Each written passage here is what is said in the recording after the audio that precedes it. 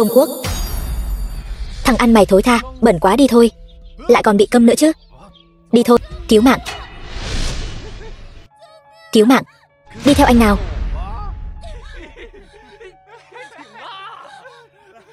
Buông tôi ra, anh sẽ yêu thương em thật tốt mà. Lại dám trêu ghẹo con gái giữa đường giữa chợ. Mày là ai? Là anh ta, Giang Minh Thành. Một thằng câm cũng dám quản chuyện của ông đây sao? Anh em, xông lên cho tao.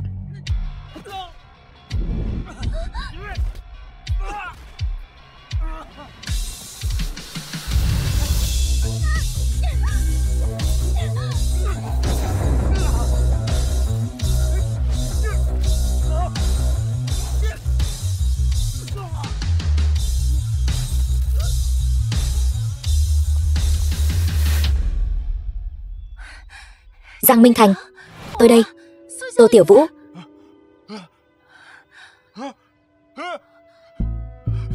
Giang Minh Thành, anh không phải là đại thiếu gia của Giang thị tập đoàn sao? Sao anh lại thành ra một tên ăn mày?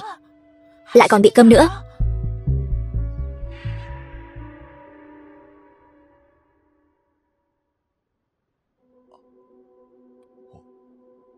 Tôi có thể nói được rồi. Tôi có thể nói được rồi. Vị tiên sinh này chỉ là vì nhiều năm không nói nên dẫn đến không phát ra được âm thanh. Cô xem, bây giờ anh ấy ổn rồi. Cảm ơn bác sĩ. Minh Thành, rốt cuộc đã xảy ra chuyện gì với anh vậy? Tại sao lại biến thành bộ dạng như bây giờ? Tôi dùng thân thể của một người ăn mày nhưng lại mang theo năng lực của chính mình. Cô gái này chính là Tô Tiểu Vũ, người đã viết thư tình tỏ tình với tôi ở kiếp trước. Lúc đó tôi bị chú ý, che mắt nên đã từ chối cô ấy. Giống như cô thấy đấy, đã xảy ra quá nhiều chuyện. Chị, đây chính là thằng ăn mày chị nhặt được bên đường đấy sao? Còn bị câm nữa chứ. Anh ấy không phải là ăn mày, cũng không phải bị câm. Anh ấy là đại thiếu gia của Giang thị tập đoàn đấy. Chị định làm trò cười cho ai xem đấy? Đại thiếu gia của Giang thị tập đoàn. Hôm kia đã lên báo nói rồi, anh ta nhảy xuống biển quyên sinh rồi. Chị không xem tin tức sao? Đó không phải là quyên sinh, mà là mưu hại. Cậu dám nghi ngờ tin tức của Giang thị tập đoàn? Tô gia, đồng sự trưởng tập đoàn Tô thị. Giang thị tập đoàn đã tuyên bố người thừa kế mới rồi, là nhị tiểu thư của Giang gia. Bọn họ đúng là không thể chờ đợi được nữa mà. Chị không cần Trương thiếu gia của tập đoàn Trương thị lại đem cái thằng vừa điếc vừa câm này về nhà. Chị muốn hại nhà họ Tô chúng ta sao? Bây giờ con ngay lập tức đuổi tên ăn mày này đi cho ta. Thiếu gia Trương sắp đến rồi. Anh ta chính là người đứng đầu tứ đại tập đoàn ở Vân Thành. Tô gia chúng ta nếu như liên hôn với Trương gia, vậy thì đúng là mạnh càng thêm mạnh. Trai tài gái sắc. Ba, thiếu gia Trương này mọi người thích gả ai thì gả, dù sao con không gả. Bà nội Tô, mẹ Tô. Tô Tiểu Vũ, con vì tên ăn mày này mà nói ra những lời này sao? Đây là đại tiểu thư Tô gia chúng ta, có thể nói ra được sao? Tiểu Vũ, uổng công, từ nhỏ đến lớn bà thương con nhất. Chị đúng là bị tên ăn mày thối tha này làm cho mê muội rồi. Nếu như mọi người muốn đuổi Giang Minh Thành đi, vậy thì con sẽ đi cùng anh ấy. Tô Tiểu Vũ, con làm ta tức quá đi. Mảnh đất của Trương gia là vô giá, chúng ta chỉ có thể liên hôn mới có thể có được nó. Mẹ, Minh Thành là người mà con thầm mến từ hồi còn học trung học. Bây giờ anh ấy gặp khó khăn, con không thể không quan tâm. Phu nhân, lão gia, thái thái, đại thiếu gia Trương đến rồi. Trương Đại Vạn, đại thiếu gia Trương gia. Anh rể, anh đến rồi. Em và chị đang nói chuyện về anh đấy. Nghe lời đi. Trương thiếu gia, vừa nãy Tiểu Vũ nhà chúng ta còn nói là nhớ con đấy. Đây chẳng phải là tâm linh tương thông sao? Cái này gọi là một ngày không gặp như cách ba thu đấy.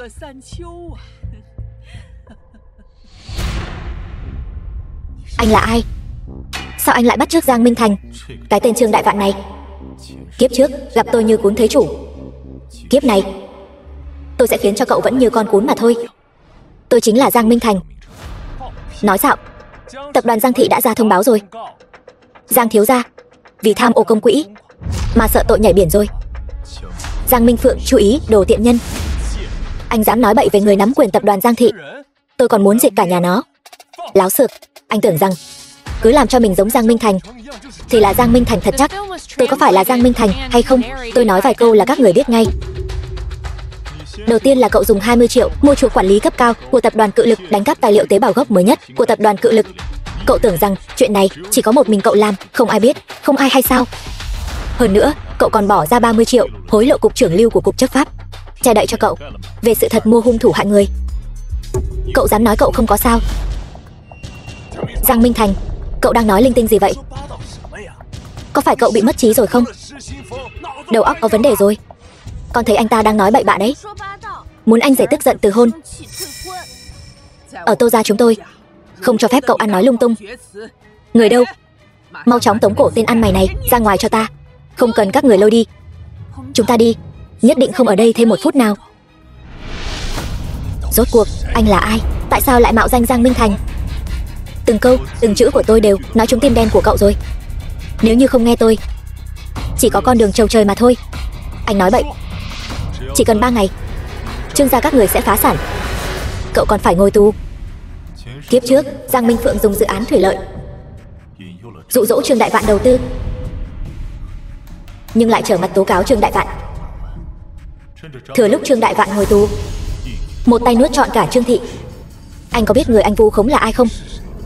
Đó chính là người thừa kế duy nhất, hào môn thế gia Giang gia ở Thượng Kinh, người thừa kế duy nhất. Còn nói Trương thiếu sẽ lấy lòng anh. Anh dù có làm theo bộ dạng của Giang Minh Thành, anh cũng không phải là Giang Minh Thành thật sự. Anh dám sỉ nhục Giang đại tiểu thư, tôi bây giờ sẽ cho anh đi chầu ông bà. Thật là khó khuyên bảo một kẻ chán sống. Thiên đường có lối cậu không đi, địa ngục không cửa cậu cứ xông vào. Mau thả Trương thiếu ra. Cái thứ không biết trời cao đất dày. Anh có biết 3 ngày sau, Giang gia sẽ tổ chức một buổi công bố người thừa kế, mời tất cả những người nổi tiếng trong thành phố. Giang thiếu cũng ở trong số đó. Hơn nữa, Giang đại tiểu thư đã đồng ý giao cho ta một dự án quan trọng nhất của tập đoàn Giang Thị. Cái công trình thủy lợi đó chính là mồ chôn của cậu đó. Trương thiếu gia, cẩn thận. Anh chờ đó cho tôi sẽ kêu người đến lấy xương của anh ra. Còn không tin sao? Đếm ngược thời gian. 3, 2, 1. Còn đếm ngược thời gian nữa. Làm ra vẻ thần bí. Dù anh có đếm đến 100 thì sao chứ? Cứ đếm đi, tôi bây giờ sẽ gọi người đến lấy chân cún của anh. Thật là một thứ không biết trời cao đất dày. Tôi không phải đã nói với ngươi là không có chuyện gì thì đừng gọi điện thoại cho tôi sao? Ngươi nói cái gì? Tại sao lại như vậy? Đều tại tên ăn mày thối tha nhà ngươi. Nguyên dù công trình của Trương thiếu gặp chuyện, kết quả thật sự xảy ra chuyện rồi kìa. Trương Đại Vạn, cậu còn không tin sao? Cái dự án này chính là mạng của tôi. Ta đã dốc hết tất cả gia sản vào đó. Vậy cậu có muốn bảo vệ Trương thị của cậu không? Giang thiếu, tôi muốn bảo vệ Trương thị. Tốt, bây giờ cậu hãy đến Đông Cảng mua 1 tấn toàn yên, đổ vào Lục Phương độc. Những chất độc hại đó tự nhiên sẽ được giải trừ. Đơn giản vậy thôi sao? Nhưng cậu phải đáp ứng tôi một điều kiện. Anh nói đi, tin tức về việc giải trừ nguy cơ Lục Phương độc nhất định phải phong tỏa trước mặt Giang Minh Phượng, phải giả vờ như không biết gì cả. Rõ rồi, cậu có thể quay người đi, liền đi mách với Giang Minh Phượng. Nhưng cậu phải nghĩ kỹ về hậu quả này. Liệu cậu có gánh nổi không?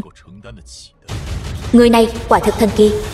Sao anh ta biết được tôi đang nghĩ gì trong lòng? Minh Thành, anh giỏi quá. Cậu ta chỉ là tình cờ đoán chúng thôi. Chẳng qua là mèo mù vớ phải chuột thối. Nếu anh ta thật sự giỏi thì đã không phải ăn xin ngoài đường chờ chị nhặt về rồi. Có phải mèo mù không? 3 ngày sau sẽ rõ. Cậu thật sự định đi dự tiệc ra mắt của Giang Thị?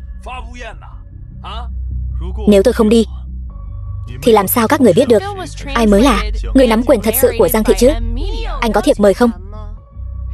Dù cậu có phẫu thuật thẩm mỹ giống hệt Giang Minh Thành thì cũng chỉ là đồ giả mạo thôi. Tôi còn có việc phải làm. Sau này sẽ có lúc các người cầu xin tôi. Con cầu xin cậu. Cậu nằm mơ đi. Đúng là vừa ăn cướp vừa la làng. Thấy lừa không được nên muốn chạy hả? Minh Thành, anh đi đâu vậy? Em muốn đi cùng anh. Tiểu Vũ, em cứ ở nhà đi. Cảm ơn em vì đã giúp đỡ anh vào lúc khó khăn nhất. Anh nhất định sẽ không phụ lòng em nữa.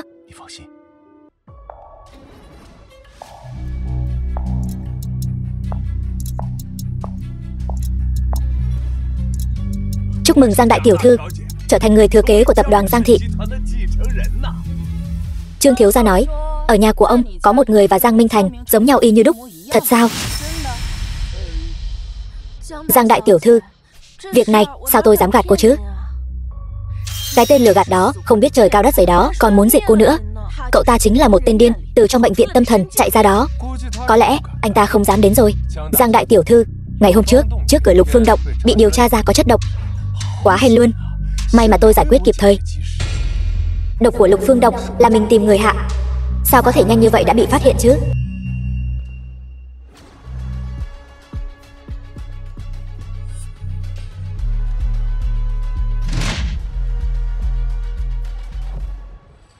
Tên lừa đảo này thật là gan to bằng trời.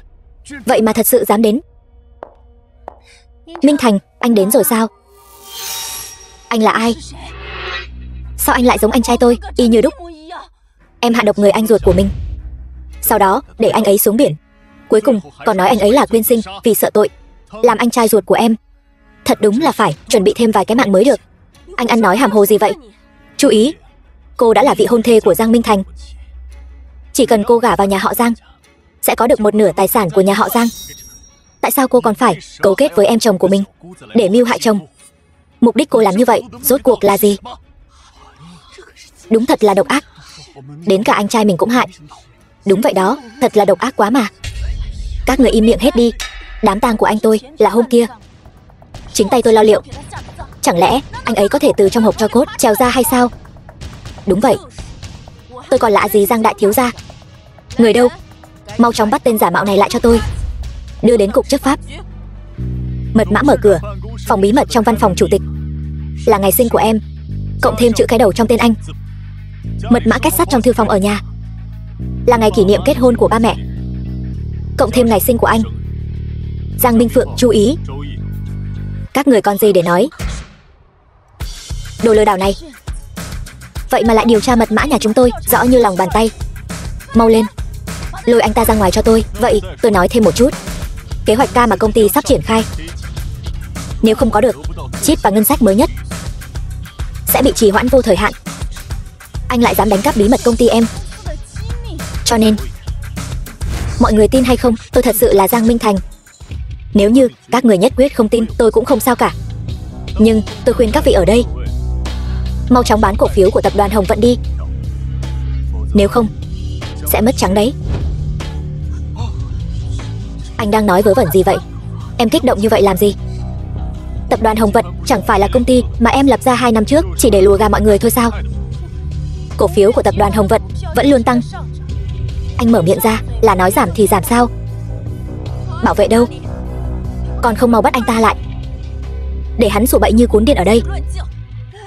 Cổ phiếu của Hồng Vận thật sự đang trên đà giảm kìa, giảm 10 mấy điểm rồi. Bán mau đi. Giang tổng, cổ phiếu của tập đoàn cũng đang trên đà giảm. Giang Minh Phượng, xem em đấu với anh thế nào. Anh chỉ mới tung ra chút phốt đen của em thôi, và đây mới chỉ là món khai vị cho sự báo thù chính thức của anh. Mau bắt tên lừa đảo này lại cho tôi, lôi ra ngoài, đừng để anh ta ở đây nói bậy bạ. Anh đây là lừa đảo tài chính, cứ chờ mà ngồi tù mọt gông đi. Mọi người xem phốt đen của Hồng Vận này, hóa ra tất cả sản phẩm công nghệ đều là hàng giả. Không thể nào, tin tức này là giả. Trương Đại Vạn, lúc ở Lục Phương Động, đáng lẽ tôi không nên nói thêm một câu nào với cậu. Người tiếp theo bị báo thù chính là cậu. Cái gì mà Lục Phương Động? Anh bớt ở đó mà xúi giục đi. Quan hệ của tôi và Trương thiếu, chú ý, tôi có nói độc ở Lục Phương Động là do cô hạ đâu. Tôi đây là đang ngăn cản anh ăn nói bậy bạ. Giang Thị tập đoàn chúng tôi còn phải đầu tư cho Trương thiếu nữa đấy. Trương Đại Vạn, cậu cảm thấy cậu có thể nhận được những khoản đầu tư này không? Giang tổng, chẳng phải cô nói trong buổi tiệc hôm nay sẽ có người đầu tư cho tôi sao? Đầu tư cho cái đầu nhà anh, còn không mau chóng tóm lấy tên lừa đảo này đi. Đều tại cái tên ăn mày thối tha như mày đó. Giang tổng cũng không đầu tư cho tôi nữa rồi. Dừng tay. Các vị có mặt ở đây không muốn phục hồi tổn thất sao? Mau chóng bắt tên điên này đi cho tôi. Ai dám động vào Giang đại thiếu gia?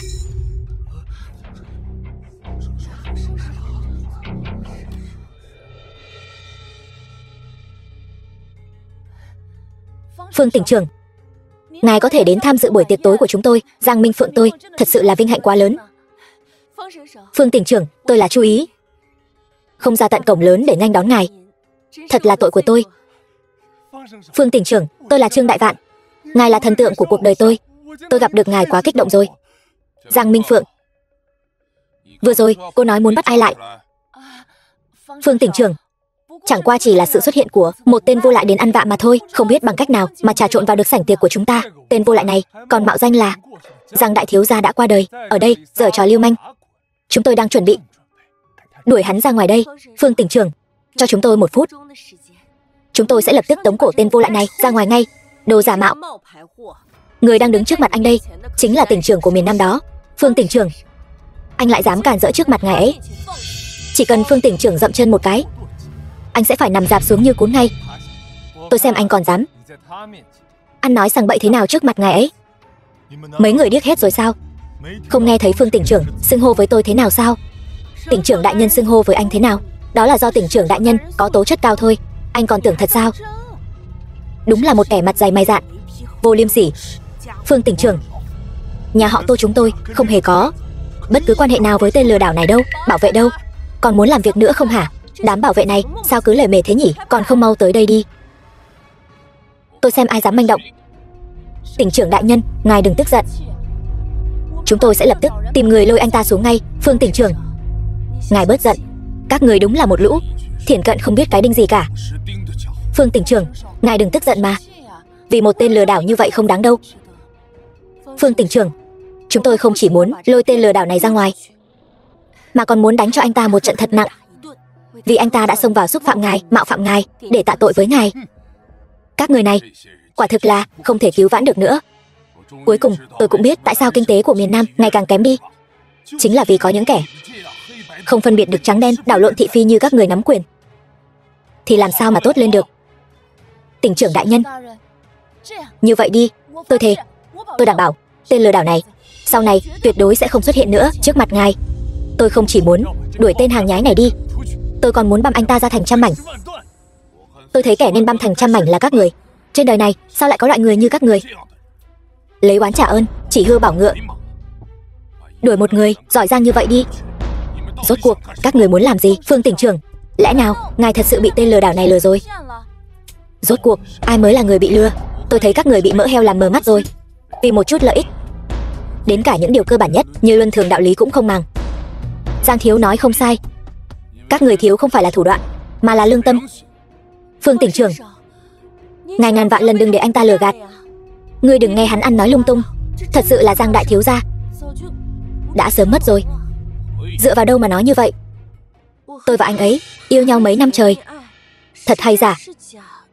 Lẽ nào tôi còn không phân biệt được sao? Đúng vậy, Phương tỉnh trưởng, Giang Minh Thành là anh trai của tôi. Anh ấy làm ra chuyện như vậy với gia tộc, tôi cũng rất kinh ngạc. Tôi không hiểu, anh ấy thân là Giang gia đại thiếu gia, tất cả mọi thứ của Giang gia đều đã là của anh ấy rồi, tại sao anh ấy còn phải đào góc tường của chính mình? Bố tôi chỉ nói vài câu với anh ấy liền nhảy biển quyên sinh. Đến tận bây giờ bố tôi vẫn không thể chấp nhận được sự thật này, bây giờ vẫn còn nằm viện. Cho nên Giang đại tiểu thư cũng là nén nỗi đau thương vô hạn đến tiếp quản tập đoàn Giang thị. Chú ý, Giang Minh Phượng, các người thật giỏi trò trắng đen lẫn lộn, tự nói mình giống như một vị cứu tinh vậy, giải cứu tập đoàn Giang thị khỏi cảnh nước sôi lửa bỏng. Đó là đương nhiên rồi. Bố rốt cuộc là bị bệnh gì? Trong lòng em biết rõ. Tôi không biết cái tên giả mạo Giang Minh Thành này rốt cuộc là ai. Anh là quân cờ mà anh trai tôi sắp xếp, hay là kẻ thù của anh ấy? Dù thế nào đi chăng nữa, chỉ cần tôi, Giang Minh Phượng, còn ở Giang gia một ngày, anh đừng hòng mạo danh anh ấy. Mọi người, anh trai của tôi đã mất rồi, bia mộ của anh ấy được an táng tại nghĩa trang Hoàng gia.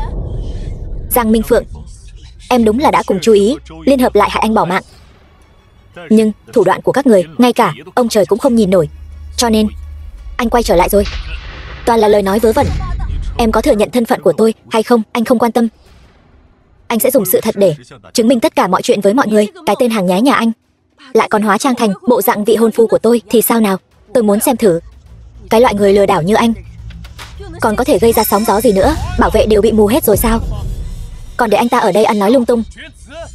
Ai dám động đến một sợi tóc của Giang thiếu, tôi sẽ khiến người đó không có chỗ đứng. Ở miền Nam này, Phương tỉnh trưởng, ông không nghe chú ý nói sao? Chẳng lẽ cô ấy không nhận ra vị hôn phu của mình sao? Chẳng lẽ tôi lại không nhận ra anh trai ruột của mình sao? Giang thiếu, anh ấy sẽ chứng minh bản thân. Không nói nhiều nữa, hãy để anh ta dùng sự thật để chứng minh bản thân rốt cuộc có phải là Giang Minh Thành hay không. Đúng vậy, trước khi ngài vào, cổ phiếu của chúng tôi đã rớt giá thê thảm.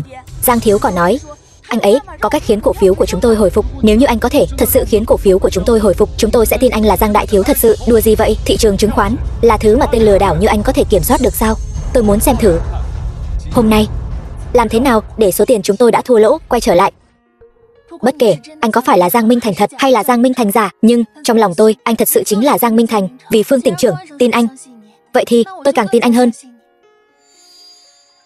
Tiểu Vũ, cảm ơn em đã tin anh. Anh sẽ không khiến em thất vọng đâu. Được. Vốn dĩ, cái tập đoàn Hồng Vận này chính là cái bẫy mà chú ý Giang ra để thu hoạch mọi người. Nhưng mọi người yên tâm, tôi sẽ khiến cô ta phải nhả ra số tiền đã ăn vào. Thị trường chứng khoán lên lên xuống xuống là hiện tượng thị trường bình thường nhất. Chỉ bằng miệng của anh mà muốn vu oan là tôi giăng bẫy sao? Coi chừng tôi kiện anh tội phỉ báng. Cô đã làm gì trong lòng cô biết rõ. Cho tôi 2 phút, tôi sẽ khiến mọi người hiểu rõ mọi chuyện. Những thứ này đối với tôi chỉ là chuyện nhỏ. Kiếp trước, Giang Minh Phượng chính là bán khống toàn bộ cổ phiếu kia mà đè ép tập đoàn Hồng Vận. Lần này anh ta lại đang giở trò gì? Tôi sẽ kéo cổ phiếu kia trở lại, cổ phiếu Hồng Vận tự nhiên sẽ tăng lên. Cái gọi là tin xấu mà anh vừa tung ra, em đã cho người xử lý hết rồi. Đây đều là bằng chứng vu khống chúng tôi của anh. Người của cục chấp pháp sắp đến rồi. Anh cứ chờ mà ngồi tù đi. Xem lát nữa người của cục chấp pháp đến, anh còn biện minh thế nào? Tất cả mọi người ở đây đều là chứng cứ. Giang Minh Thành, anh nói giá cổ phiếu của chúng tôi sẽ quay trở lại, có thật không vậy? Đã qua mấy phút rồi, sao vẫn chưa có động tĩnh gì vậy? Mọi người lấy điện thoại ra xem đi. 3 2 1. Chầu ông bà đến nơi rồi, còn ở đó làm ra vẻ huyền bí. Tôi thấy anh đây là dãy dụa trước khi toi đời thôi nhỉ? Trời ơi, cổ phiếu của tôi quay lại rồi. Của tôi không chỉ quay lại mà còn tăng mấy % nữa chứ. Sao có thể như vậy được? Chú ý, tôi không phải đã bảo cô bán khống hết số cổ phiếu đó rồi sao? Sao lại bật trở lại rồi? Có gì thì nhất định phải nói nhỏ với chú ý vậy sao? Mấy người đang nói gì vậy? Anh cũng rất tò mò đó. Dựa vào đâu mà em phải nói cho anh biết? Đúng vậy đó, Giang đại tiểu thư và chị dâu của cô ấy nói chuyện riêng tư một chút cũng không được sao? Chỉ sợ là đang nói những chuyện không thể cho ai biết thôi. Chú ý, Giang Minh Phượng có phải đã hỏi cô? Không phải đã bảo cô bán khống hết số cổ phiếu đó rồi sao? Sao lại quay trở lại rồi? Sao anh ta biết được? Giang đại tiểu thư, tôi có nói gì với cái tên lừa đảo này đâu. Tất cả những việc cô bảo tôi làm, tuyệt đối không có người thứ ba biết. Cô đây là tự mình vạch áo cho người xem rồi. Cô vừa nói như vậy là cả thế giới đều biết chuyện hai người làm rồi đó. Cô đang nói cái gì vậy? Cô điên rồi sao? Cô đã làm gì vậy? Sao tôi biết được? Chú ý, bao nhiêu năm như vậy, Giang gia đối đãi với cô không tệ đâu. Nếu như cô tự mình làm chuyện gì sai trái thì đừng có liên lụy đến Giang đại tiểu thư chúng tôi. Khôn hồn thì mau chóng gánh hết mọi chuyện đi. Nếu không thì tôi sẽ khiến cô có chầu ông bà cũng không toàn thây. Nếu như lúc này tôi không bảo vệ Giang đại tiểu thư, với sự tàn độc của Giang đại tiểu thư, tôi sẽ còn thảm hơn đi chầu trời nữa. Giang đại tiểu thư, tôi chỉ thiếu một chút nữa thôi là đã trở thành chị dâu của cô rồi đó. Tôi thề, tôi tuyệt đối không hề làm bất cứ chuyện gì có lỗi với Giang gia đâu. Lúc nãy tôi chỉ là hù dọa cô một chút thôi, mà cô đã khai hết ra rồi. Chẳng phải là giấu đầu mà hở đuôi sao? Anh đúng là đồ điên. Rốt cuộc tôi đã đắc tội gì với anh mà anh lại muốn trước mặt bao nhiêu người vu khống tôi như vậy? Tôi có vu khống cô hay không, trong lòng cô biết rõ nhất. Chuyện này tạm thời bỏ qua một bên. Bây giờ tôi muốn hỏi mọi người, việc tôi trong vòng mấy phút đã vãn hồi tổn thất, mọi người có công nhận không? Tôi mới thật sự là Giang Minh Thành. Công nhận chứ. Anh vừa mới giúp tôi vãn hồi 100 triệu đó. Anh chính là Giang Minh Thành thật sự. Giang đại thiếu gia, anh đúng là một thiên tài kinh doanh mà. Đây chỉ mới là bắt đầu thôi. Giang Minh Phượng, tôi là thật hay giả? Cô không quyết định được đâu.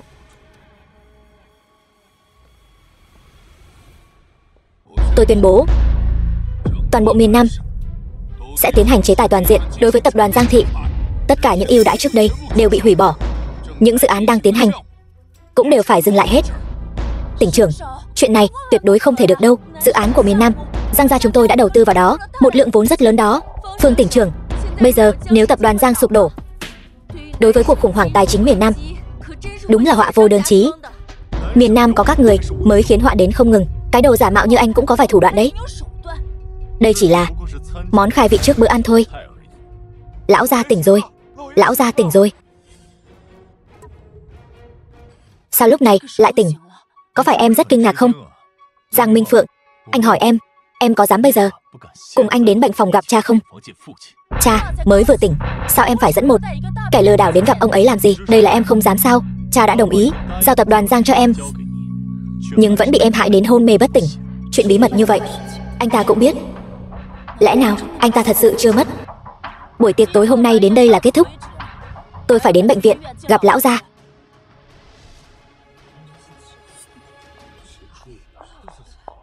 Tiểu Vũ, em ở nhà ngoan ngoãn đợi anh nhé. Xong việc 2 ngày này anh sẽ đi tìm em. Vâng, anh cứ yên tâm, làm việc anh muốn làm đi. Em chờ anh.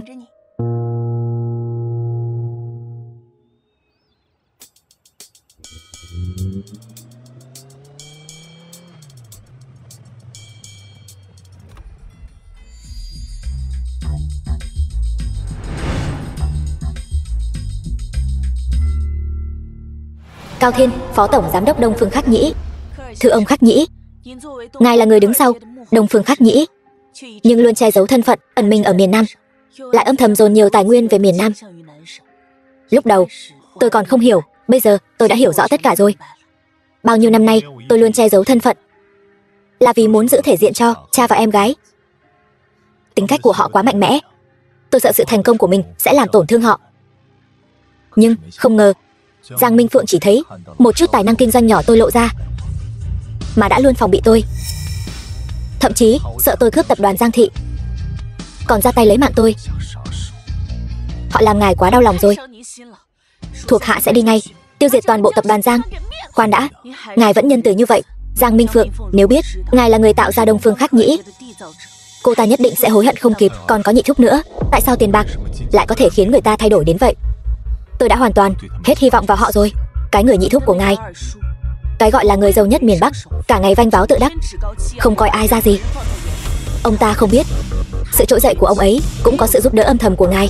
Nghe nói bọn họ đang trên đường đến đây, cùng nhau giải quyết. Thưa Khắc Nhĩ, ngài cứ yên tâm, dù ai đến cũng sẽ không ảnh hưởng đến kế hoạch của chúng ta. Lần này không chỉ phải bắt được nội gián trong tập đoàn, mà còn phải chỉnh đốn lại toàn bộ cơ cấu kinh tế của đại hạ. Đúng rồi, còn có lời hứa với Phương Quý Thanh nữa, nhớ sắp xếp một chút. Được, thuộc hạ hiểu rõ, tôi sẽ nhanh chóng đi làm việc này. Đứng lại, xuất trình giấy tờ. Giấy tờ sao? Cô Chu, Hoàng Tổng, mấy người đến rồi, mời vào trong. Đây chính là tập đoàn Phong Vân, nổi tiếng lừng lẫy đấy. Sao thế?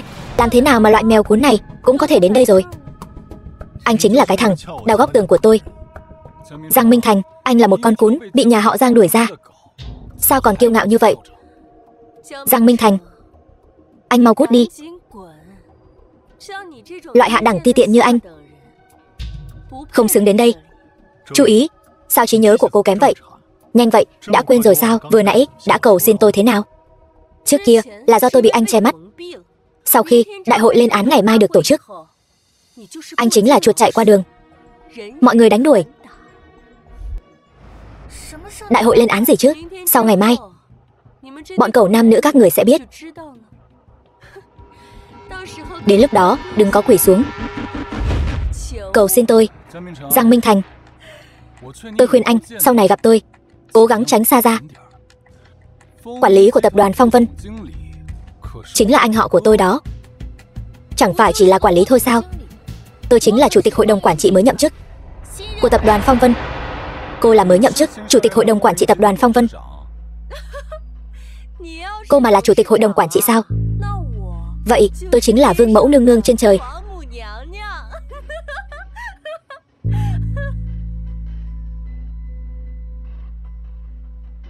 Mau gọi phó tổng của tập đoàn Phong Vân đến gặp tôi. Tôi đang ở ngay trước cổng tập đoàn Phong Vân. Mấy người còn lập nhóm đến lừa đảo sao? Còn dám mạo danh phó tổng tập đoàn Phong Vân. Anh đợi đấy, tôi gọi điện cho anh họ tôi ngay đây. Bảo anh ấy xuống. Alo, anh họ. Ở đây có người mạo danh chủ tịch hội đồng quản trị tập đoàn Phong Vân. Anh xuống đây một chuyến đi.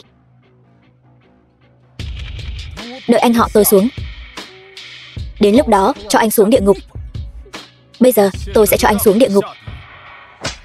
Một bạt tai này đánh cậu vì đã cắm sừng tôi. Bảo vệ còn ngây ra đó làm gì? Đồ vô dụng. Mau gọi điện thoại kêu người đến. Bạt tai này đánh cậu vì không tôn trọng chủ tịch hội đồng quản trị Tô.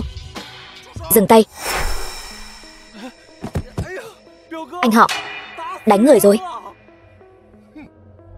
Từ Đại Dũng, quản lý của tập đoàn Phong Vân. Gan lớn thật đấy, dám gây sự trước cổng tập đoàn Phong Vân của tôi. Bọn họ không chỉ đánh người, còn mạo danh chủ tịch hội đồng quản trị tập đoàn Phong Vân. Tôi thấy anh sống không kiên nhẫn nữa rồi. Biết đây là đâu không? Biết Từ Đại Dũng tôi là ai không? Tập đoàn Phong Vân lại có loại người như cậu sao? Cặn bã xã hội. Hôm nay tôi sẽ cho cậu biết danh tiếng anh báo của tôi không phải tự nhiên mà có đâu. Anh họ, anh lại dám đánh anh báo. Anh có biết tập đoàn Phong Vân có bối cảnh như thế nào không? Đó là tập đoàn có sự phát triển tốt nhất, thuộc tập đoàn Đông Phương Khách Nhĩ. Đến chủ tịch hội đồng quản trị hắng giọng một tiếng, cả miền Nam cũng phải rung chuyển. Vậy anh đã gặp qua người đó chưa? Chủ tịch hội đồng quản trị của chúng tôi là thân phận gì? Loại người như cô sao có thể gặp được chứ? Chỉ với loại nhóc tóc vàng hoe như cô mà cũng dám mạo danh lừa đảo. Vậy sao anh biết tôi không phải là người đó? Nếu cô là người đó thì tôi sẽ làm con cún cho cô. Bắt đôi cẩu nam nữa đó lại cho tôi. Tôi xem ai dám. Từ Đại Dũng. Dạ Bạch tổng. Cậu đang làm gì vậy? Đây không phải là chủ tịch hội đồng quản trị mới tới, mà chủ tịch Cao từng cho mình xem. Tô tổng sao? Bạch tổng, sao ngài lại tới đây? Không phải ngài đang họp trên lầu sao? Nếu tôi mà không xuống, tôi thấy cậu làm loạn luôn rồi. Bạch tổng, ngài yên tâm, hai tên lừa đảo này, bọn chúng không gây ra sóng gió gì đâu. Nói ai là lừa đảo? Tất cả các người cút hết cho tôi. Nghe thấy chưa? Còn không mau cút đi cho tôi. Không chỉ có bọn họ, còn có cả cậu nữa. Cậu làm sao? Chiều nay tôi đã nói là sắp nghênh đón chủ tịch hội đồng quản trị mới. Tôi đã làm theo yêu cầu của ngài. Đợi chủ tịch hội đồng quản trị đến rồi mà. Mắt cậu bị mù sao? Mau xin lỗi chủ tịch Tô đi. Chủ tịch Tô. Cô là chủ tịch Tô. Cô đại nhân đại lượng bỏ qua cho, tha cho tôi đi mà. Chuyện này là sao? Chẳng lẽ cái người họ Tô này lại quyến rũ được phó tổng giám đốc tập đoàn Phong Vân sao? Đều là lỗi của tôi. Đều là tại em. Nếu không phải tại em thì có thể xảy ra hiểu lầm lớn như vậy sao? Anh chủ tịch Tô, đều là lỗi của em ấy. Cô muốn phạt thế nào cũng được, chỉ cần cô vui là được. Cậu không phải là anh báo sao? Đâu có đâu. Trước mặt ngài, tôi chỉ là một con mèo nhỏ thôi. Tôi là một con mèo nhỏ. Loại tắc kè hoa như cậu hoàn toàn không xứng đáng ở lại tập đoàn Phong Vân. Không nghe thấy Tô tổng nói sao? Mau cút đi. Đừng mà Tô tổng. Tô tổng, tôi đã ở tập đoàn Phong Vân gần 10 năm rồi. Nếu tôi không ở đây nữa, tôi không còn nơi nào để đi nữa. Lập tức đuổi cậu ta ra khỏi miền Nam. Còn có cả cậu ta nữa. Nếu còn tái phạm, ném xuống biển cho cá ăn. Người bên cạnh chủ tịch hội đồng quản trị Tô, nghe lời anh ta là không sai đâu. Đều nghe thấy cả rồi chứ. Quất nhanh lên. Đừng mà Tô tổng. Tôi phải đem những báo cáo này giao cho Giang đại tiểu thư ngay lập tức. Bên trong này thâm sâu khó lường lắm. Alo ba. Cái gì? Bị bệnh rồi? Được, con lập tức về ngay. Minh Thành, vừa rồi người nhà gọi điện thoại nói mẹ em bị bệnh rồi. Em phải về gấp một chuyến. Có thể đừng đi không? Anh sợ đây là cái bẫy. Yên tâm đi, dù sao chúng ta cũng là người một nhà.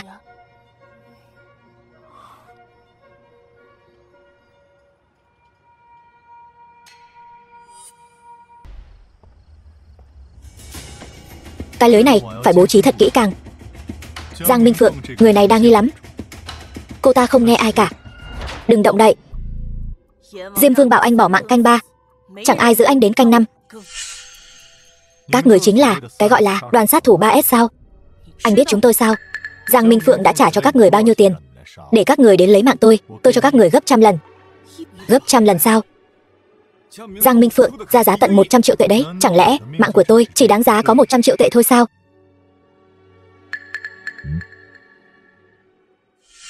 Trong thẻ này có 20 triệu. Đây chẳng phải là thẻ đen của tập đoàn Đông Phương Khắc Nhĩ sao? Ngài là người của tập đoàn Đông Phương Khắc Nhĩ. Chuyện hôm nay coi như chưa từng xảy ra đi. Sao có thể coi như chưa từng xảy ra được chứ? Các người biết chỉnh ảnh không? Nhất định phải chỉnh cho tôi bỏ mạng thật thảm vào rồi gửi cho Giang Minh Phượng. Nếu không, các người không những không nhận được tấm thẻ đen này, mà ngay cả cái mạng nhỏ của các người cũng khó mà giữ được đâu. Cút. Giang Minh Phượng, lòng dạ của cô thật độc ác. Hấp tấp muốn giày xéo tôi đến vậy sao? Ngày mai trên đại hội lên án của cô, tôi nhất định sẽ đội mồ sống dậy, hù cho em xỉu.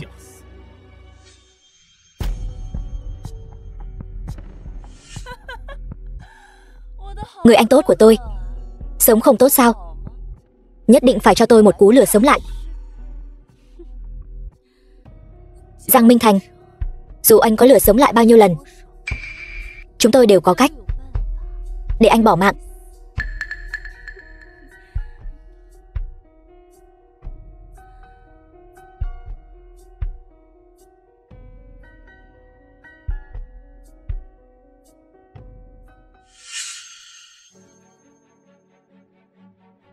Chúng ta đối xử với con bé như vậy có tốt không?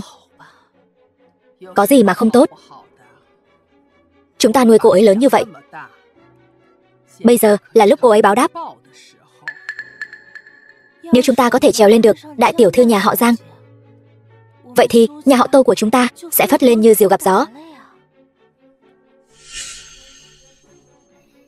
Mẹ thế nào rồi? Bác sĩ nói mẹ lúc nào cũng có thể gặp nguy hiểm đến tính mạng. Bác sĩ nói mẹ con không được làm việc quá sức. Nhưng nhà chúng ta bây giờ như thế này, nếu con về muộn hơn một chút nữa thì con đã không gặp được mẹ rồi. Mẹ, vừa nãy không phải vẫn còn khỏe sao? Tiểu Vũ, con vội vàng từ bên ngoài chạy về. Mệt rồi phải không? Lại đây uống miếng nước.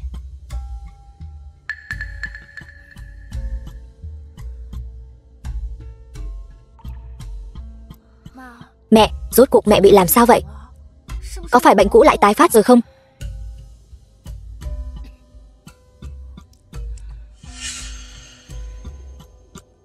Tiểu Vũ, đầu có choáng không?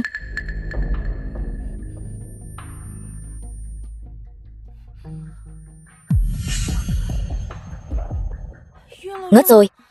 Mau đưa chị ấy đến khách sạn của đại tiểu thư nhà họ Giang. Tiểu Vũ, con đừng trách chúng ta nha. Đây là cơ hội cuối cùng của chúng ta rồi. Nhanh lên đi.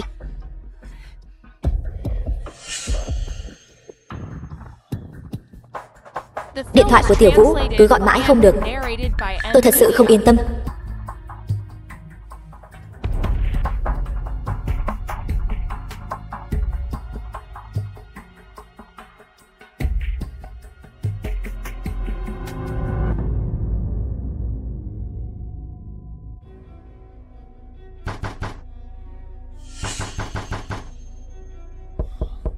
Sao lại gõ cửa nữa rồi? Bảo các người tranh thủ thời gian. Bà nội, đồ ăn mày thối tha, cậu đến đây làm gì? Bà nội, Tiểu Vũ vẫn chưa về sao? Sao lại gõ cửa nữa? bảo các người tranh thủ thời gian. Không hay rồi, Tiểu Vũ gặp nguy hiểm. Định vị vị trí của Tô Tiểu Vũ ngay. Tôi phải tìm được cô ấy ngay lập tức. Người phụ nữ này là tôi, tốn bao tâm tư mới kiếm về cho ngài đấy. Ngài phải suy nghĩ kỹ đấy. Giang Minh Phượng, cô yên tâm, chiều nay tôi sẽ đưa hợp đồng của bọn họ cho cô.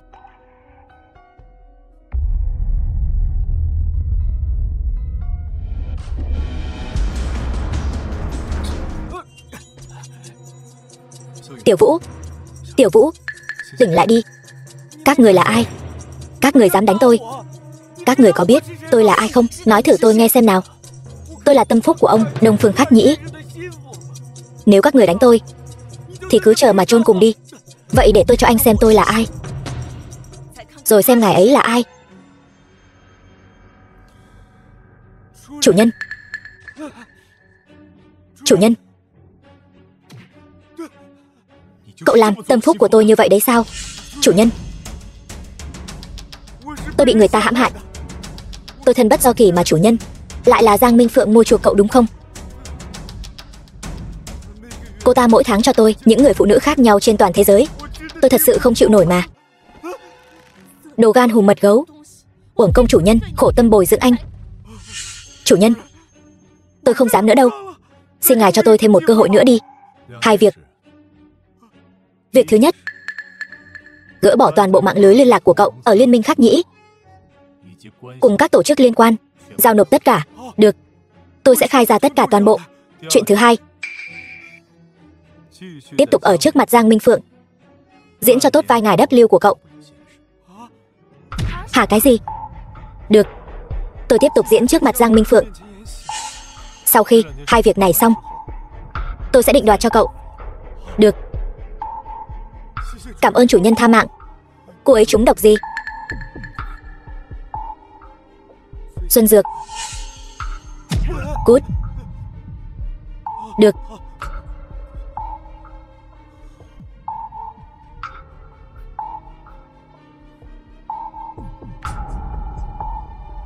Tiểu Vũ, không ngờ sau khi sống lại anh vẫn không thể bảo vệ tốt cho em.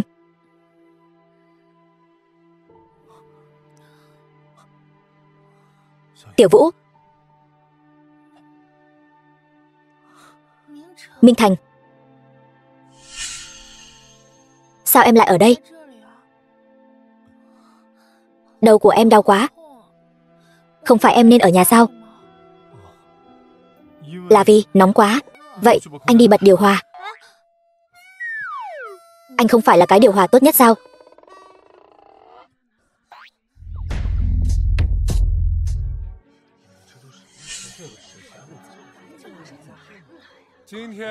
Đại hội lên án Giang Minh Thành hôm nay gần như tập trung đầy đủ các gia chủ hào môn lớn của miền Nam. Chỉ sợ rằng Giang Minh Thành là một kẻ rụt đầu nhát cái không dám đến. Giang Minh Thành, anh ta đương nhiên không dám đến, bởi vì anh ta đã bị ném xuống biển cho cả ăn rồi. Hôm nay ngài W của tôi cũng sẽ đến. Đó chính là nhân vật thông thiên của Đại Hạ Quốc đó. Đương nhiên rồi, ngài W chắc chắn sẽ đến. Hơn nữa, ngài W và đại tiểu thư Giang gia rất tốt đẹp. Đông Phương Khắc Nhĩ, ngài W đến.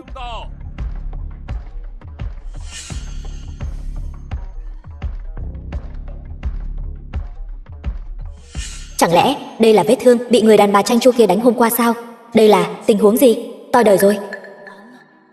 Chẳng lẽ ngài W có sở thích đặc biệt, hay là kiểu người thích bị ngược đãi? Ngài W, hôm qua... Không sao. Hôm qua rất vui, cho nên tôi đến để cảm ơn. Tiểu thư Giang đã chăm sóc chu đáo. Tối qua bọn họ chiến đấu kịch liệt như vậy sao?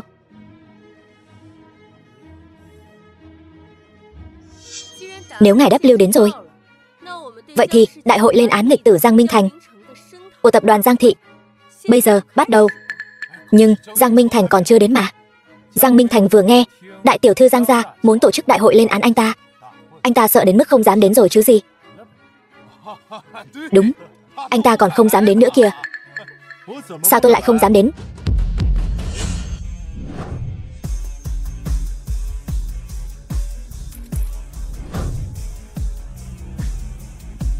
Đại hội lên án Giang Minh Thành. Giang Minh Thành sao có thể không đến được chứ? Sao thứ đó còn chưa mất mạng? Toàn bộ danh gia vọng tộc của miền Nam đều ở đây. Đã là đại hội lên án, vậy thì lấy hành động làm mục đích, cũng không cần phải rườm rà như vậy. Anh muốn giở trò gì? Ai cũng biết, giữa tôi và Giang Minh Phượng đã sớm là ngươi sống ta mất, một mất một con, không đội trời chung. Để không làm tổn thương người vô tội, chọn tôi, Giang Minh Thành, thì đứng sau lưng tôi. Chọn Giang Minh Phượng thì đứng bên em ấy. Anh điên rồi sao? Ai cũng biết phải chọn thế nào. Tôi đảm bảo, trong vòng 3 ngày, đi theo doanh nghiệp của tôi, không những sẽ không phá sản, mà ngược lại còn tăng lợi nhuận gấp bội. Ngược lại, đi theo Giang Minh Phượng chỉ có thể trở thành pháo hôi của cô ta. Vậy phải chọn thế nào đây? Người nhà họ Giang đều là những kẻ tàn nhẫn, còn cần phải chọn sao? Chắc chắn là đứng về phía đại tiểu thư nhà họ Giang rồi. Tôi tuyên bố, những người đứng về phía tôi, tất cả lợi nhuận tôi nhường gấp 3. Gấp 3 sao? Thật sao? Đi thôi.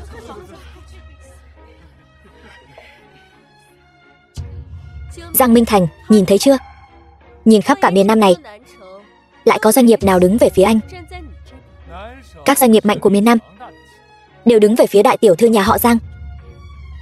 Chẳng lẽ anh còn có thể khiến cho miền Nam tất cả các doanh nghiệp đều phá sản sao?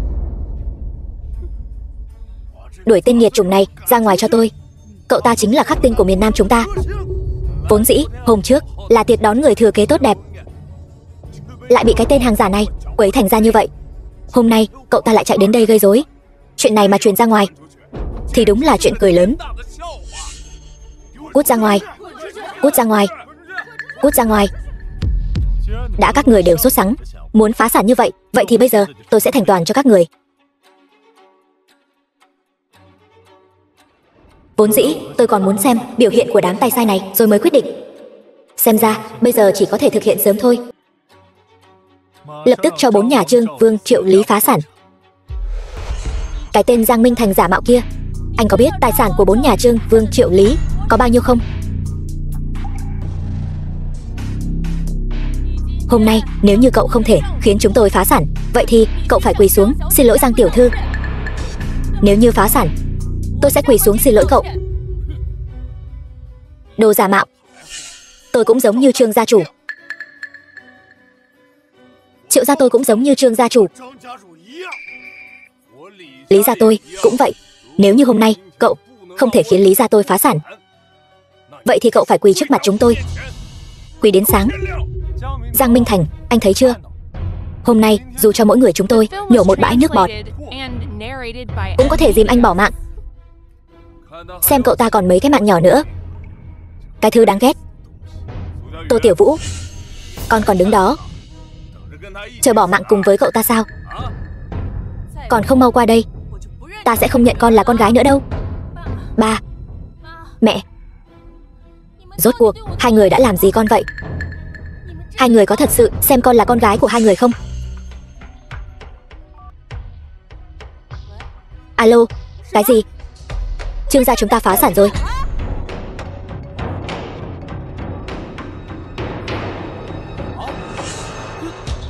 Vương gia chúng ta cũng phá sản rồi.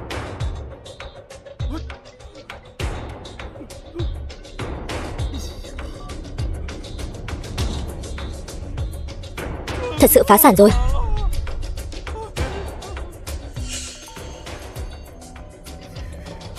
Lý gia chủ, nghe điện thoại đi. Lý gia cũng phá sản rồi. Giang thiếu, cầu xin cậu giơ cao đánh khẽ, tôi đứng về phía cậu. Cầu xin cậu bỏ qua cho doanh nghiệp của tôi đi. Đó là bao nhiêu tâm huyết của mấy đời nhà họ Lý chúng tôi đó. Doanh nghiệp này cũng là tâm huyết mấy đời của tôi đó. Cầu xin cậu giơ cao đánh khẽ, xin hãy tha cho Triệu gia chúng tôi. Giang thiếu, cậu tha cho chúng tôi đi. Vừa rồi chúng tôi đã đứng sai hàng, bây giờ hối hận còn kịp không? Giang thiếu, ngài là người lớn đừng chấp kẻ tiểu nhân, tôi nguyện đi theo ngài. Giang thiếu, sau này ngài bảo hướng đông thì chúng tôi không dám đi hướng tây, ngài đánh cún thì chúng tôi không dám đuổi gà. Các người dám trước mặt tôi mà phản bội sao? Các người sợ cái tên Giang Minh Thành giả mạo này, vậy không sợ tôi Giang Minh Phượng sao? Thế lực của Giang gia, tùy tiện động ngón tay một chút cũng có thể khiến cho doanh nghiệp của các người hóa thành cho bụi. Cho các người thêm một lựa chọn nữa. Giang đại tiểu thư, cô thấy rồi chứ, tất cả mọi người chỉ có tôi là trung thành nhất. Suýt chút nữa quên mất Trương Đại Vạn cậu rồi, hóa ra vẫn còn một con cá lọt lưới như cậu. Đừng lo lắng, tôi gọi một cuộc điện thoại, 2 phút sau sẽ khiến cho Trương gia các người cũng phá sản giống như vậy.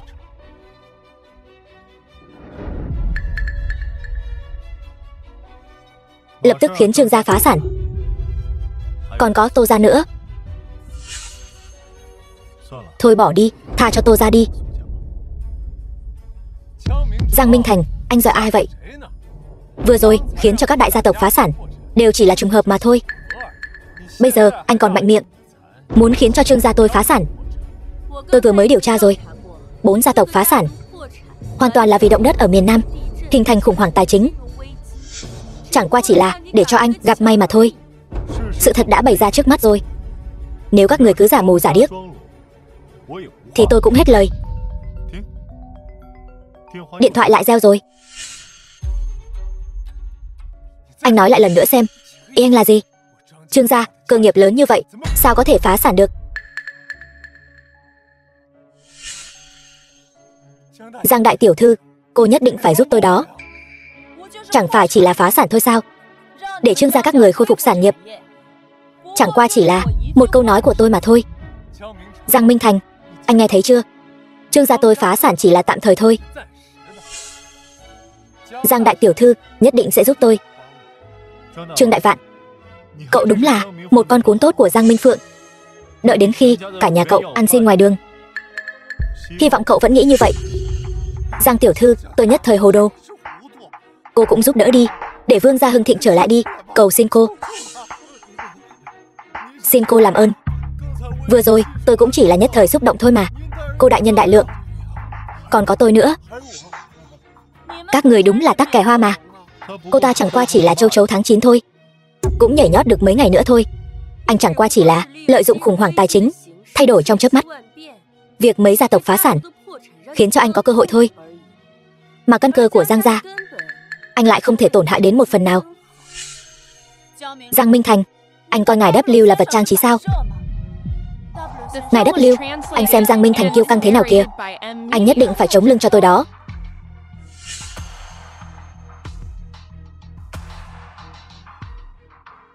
Tôi tuyên bố, tôi đại diện cho Đông Phương Khắc Nhĩ rót vốn cho Giang Minh Phượng 1.000 tỷ. 1.000 tỷ sao? Lại chúa, con số này đến nằm mơ tôi cũng không dám nghĩ tới. Có 1.000 tỷ này rồi. Giang đại tiểu thư chính là người giàu nhất thế giới này. Ngài W, tôi thề có bỏ mạng cũng trung thành với ngài. Cả đời này của tôi sẽ trung trinh bất diệt, hy sinh cả gan óc. Tôi cũng vậy. Còn tôi nữa. Cô là cái thá gì? Good. Mỹ Na, chỉ có 1.000 tỷ thôi mà. Em có cần phải tự hạ thấp mình như vậy không? Chị là cái thá gì? Ngủ với ngài W rồi, đến 1.000 tỷ cũng không nhìn ra sao? Lần sau còn dám sỉ nhục Tiểu Vũ như vậy nữa thì không chỉ đơn giản là một cái tát đâu. Giang Minh Thành, anh mù hay điên rồi hả? Không thấy ngài W nói là 1.000 tỷ sao? Tôi thấy anh ta chắc là bị dọa sợ ngất rồi ấy chứ. Giang đại tiểu thư, bây giờ trong tay không chỉ có vốn là 1.000 tỷ, mà còn có quan hệ với ngài W vô cùng thân thiết. Người chống lưng cho ngài W là ai? Tôi nghĩ cũng không cần tôi phải nói nhiều nữa đâu nhỉ. Đó chính là Đông Phương Khắc Nhĩ, nơi tận cùng của sự giàu có trong vũ trụ. Khủng khiếp thật đấy. Kể từ hôm nay, Giang đại tiểu thư có Đông Phương Khắc Nhĩ chống lưng, tôi thấy anh thì cũng sống không nổi mấy ngày nữa đâu. Giang Minh Phượng đã có 1.000 tỷ này rồi thì cứ để cô nhảy nhót mấy ngày đã. Nhưng đừng quên chúng ta có cuộc hẹn cá cược 3 ngày sau đấy. Cuồng vọng, anh không muốn sống sao? Dám ăn nói sằng bậy trước mặt ngài W. Đúng vậy, bất kính với Giang đại tiểu thư chính là bất kính với ngài W. Ngài W, ngài nhất định không được dễ dàng bỏ qua cho loại người này. Đúng đó, ngài W, ngài nhất định phải dạy dỗ thật nặng. Cái đồ đáng ghét, không biết trời cao đất dày này. Cô hỏi cậu ta dám không?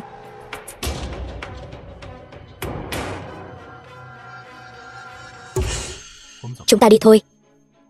Ở cùng với đám ô hợp này đúng là lãng phí thời gian.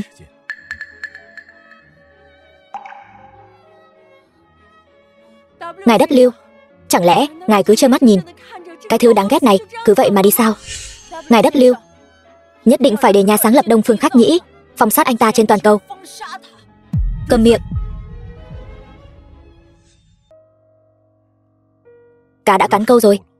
Tiếp tục đi. Vâng, thưa chủ nhân.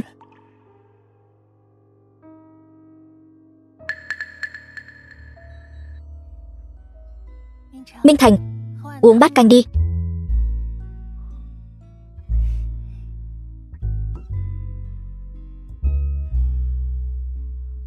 Tiểu Vũ, buổi chiều đi xem một vở kịch lớn với anh nhé. Anh đang nói cái này hả?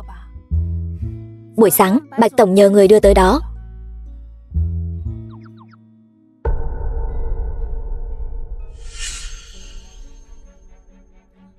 Hoan nghênh các gia tộc lớn của miền Nam đến tham gia tiệc đón tiếp Giang Nhị gia.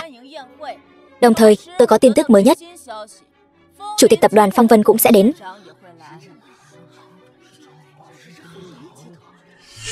Tuyệt vời. Cuối cùng cũng có thể gặp được người thật sự chủ tịch tập đoàn Phong Vân rồi. Giang đại tiểu thư, cô chính là cha mẹ tái sinh của tôi. Lần này tôi lại có thể về lại tập đoàn Phong Vân rồi. Thằng nhóc Bạch Lượng đó, tôi phải khiến nó quỳ xuống cầu xin tôi. Giang đại tiểu thư vừa mới có được 1.000 tỷ của tập đoàn Đông Phương Khắc Nhĩ, bây giờ lại có thủ phú miền Bắc Giang Nhị gia và sự ủng hộ của tập đoàn Phong Vân. Quả thực là thăng quan tiến chức nhanh chóng đó. Chỉ cần vài ngày thôi, Giang đại tiểu thư không chỉ có thể khiến cho tài sản của mọi người khôi phục, mà còn có thể nhiều gấp đôi so với trước kia. Thật sao? Nhiều gấp đôi. Chúng tôi thề, dù sao đi nữa cũng theo Giang đại tiểu thư. Cũng theo Giang đại tiểu thư.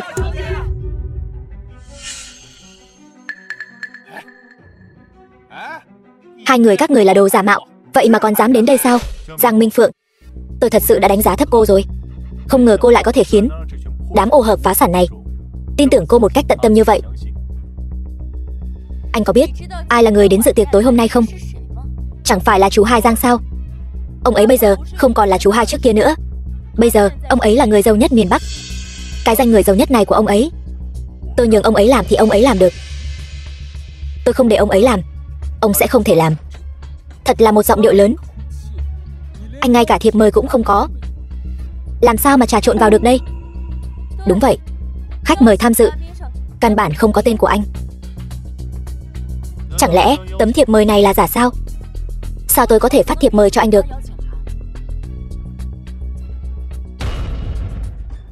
Anh lại dám ăn trộm thiệp mời của tập đoàn Phong Vân. Đây là đích thân Bạch Tổng của tập đoàn Phong Vân đưa đến phủ Giang thiếu. Chính là con tiện nhân tiểu tam như cô mê hoặc cái tên háo sắc Bạch Lượng kia, để cô giả mạo chủ tịch tập đoàn Phong Vân. Cái gì? Tô Tiểu Vũ lại dám mạo danh chủ tịch tập đoàn Phong Vân? Đây chính là tội lớn phải lấy đầu đó. Tiểu Vũ, rốt cuộc có chuyện đó không vậy? Chị, gan của chị thật sự càng ngày càng lớn rồi đấy. Giang Minh Thành, Tô Tiểu Vũ, lát nữa thôi chủ tịch tập đoàn Phong Vân sẽ đến. Hai người các ngươi xong đời chắc rồi. Sao hai người các ngươi vẫn còn ở miền Nam vậy? Giang đại tiểu thư, anh ta còn ăn nói ngông cuồng, nói muốn ném tôi và anh tôi xuống biển cho cá ăn. Bây giờ chúng tôi là người của Giang đại tiểu thư. Nếu như anh dám động đến một sợi lông của chúng tôi, e rằng hai người các người cứ trở xuống sông cho cá ăn đi. Ngay cả bản thân cô ấy còn lo không xong cho mình. Chú Hai sắp đến rồi. Hai người giả mạo các người, mau cút ra ngoài cho tôi. Cút ra ngoài. Cút ra ngoài. Cút ra ngoài. Hét cái gì mà hét? Tỏ vẻ giọng to lắm hả? Đừng quên, ông ấy cũng là chú Hai của tôi. Ta ngược lại muốn xem thử vị chú Hai đã lâu không gặp này sẽ đối đãi với tôi như thế nào. Người giàu nhất miền Bắc, Giang Hổ đến.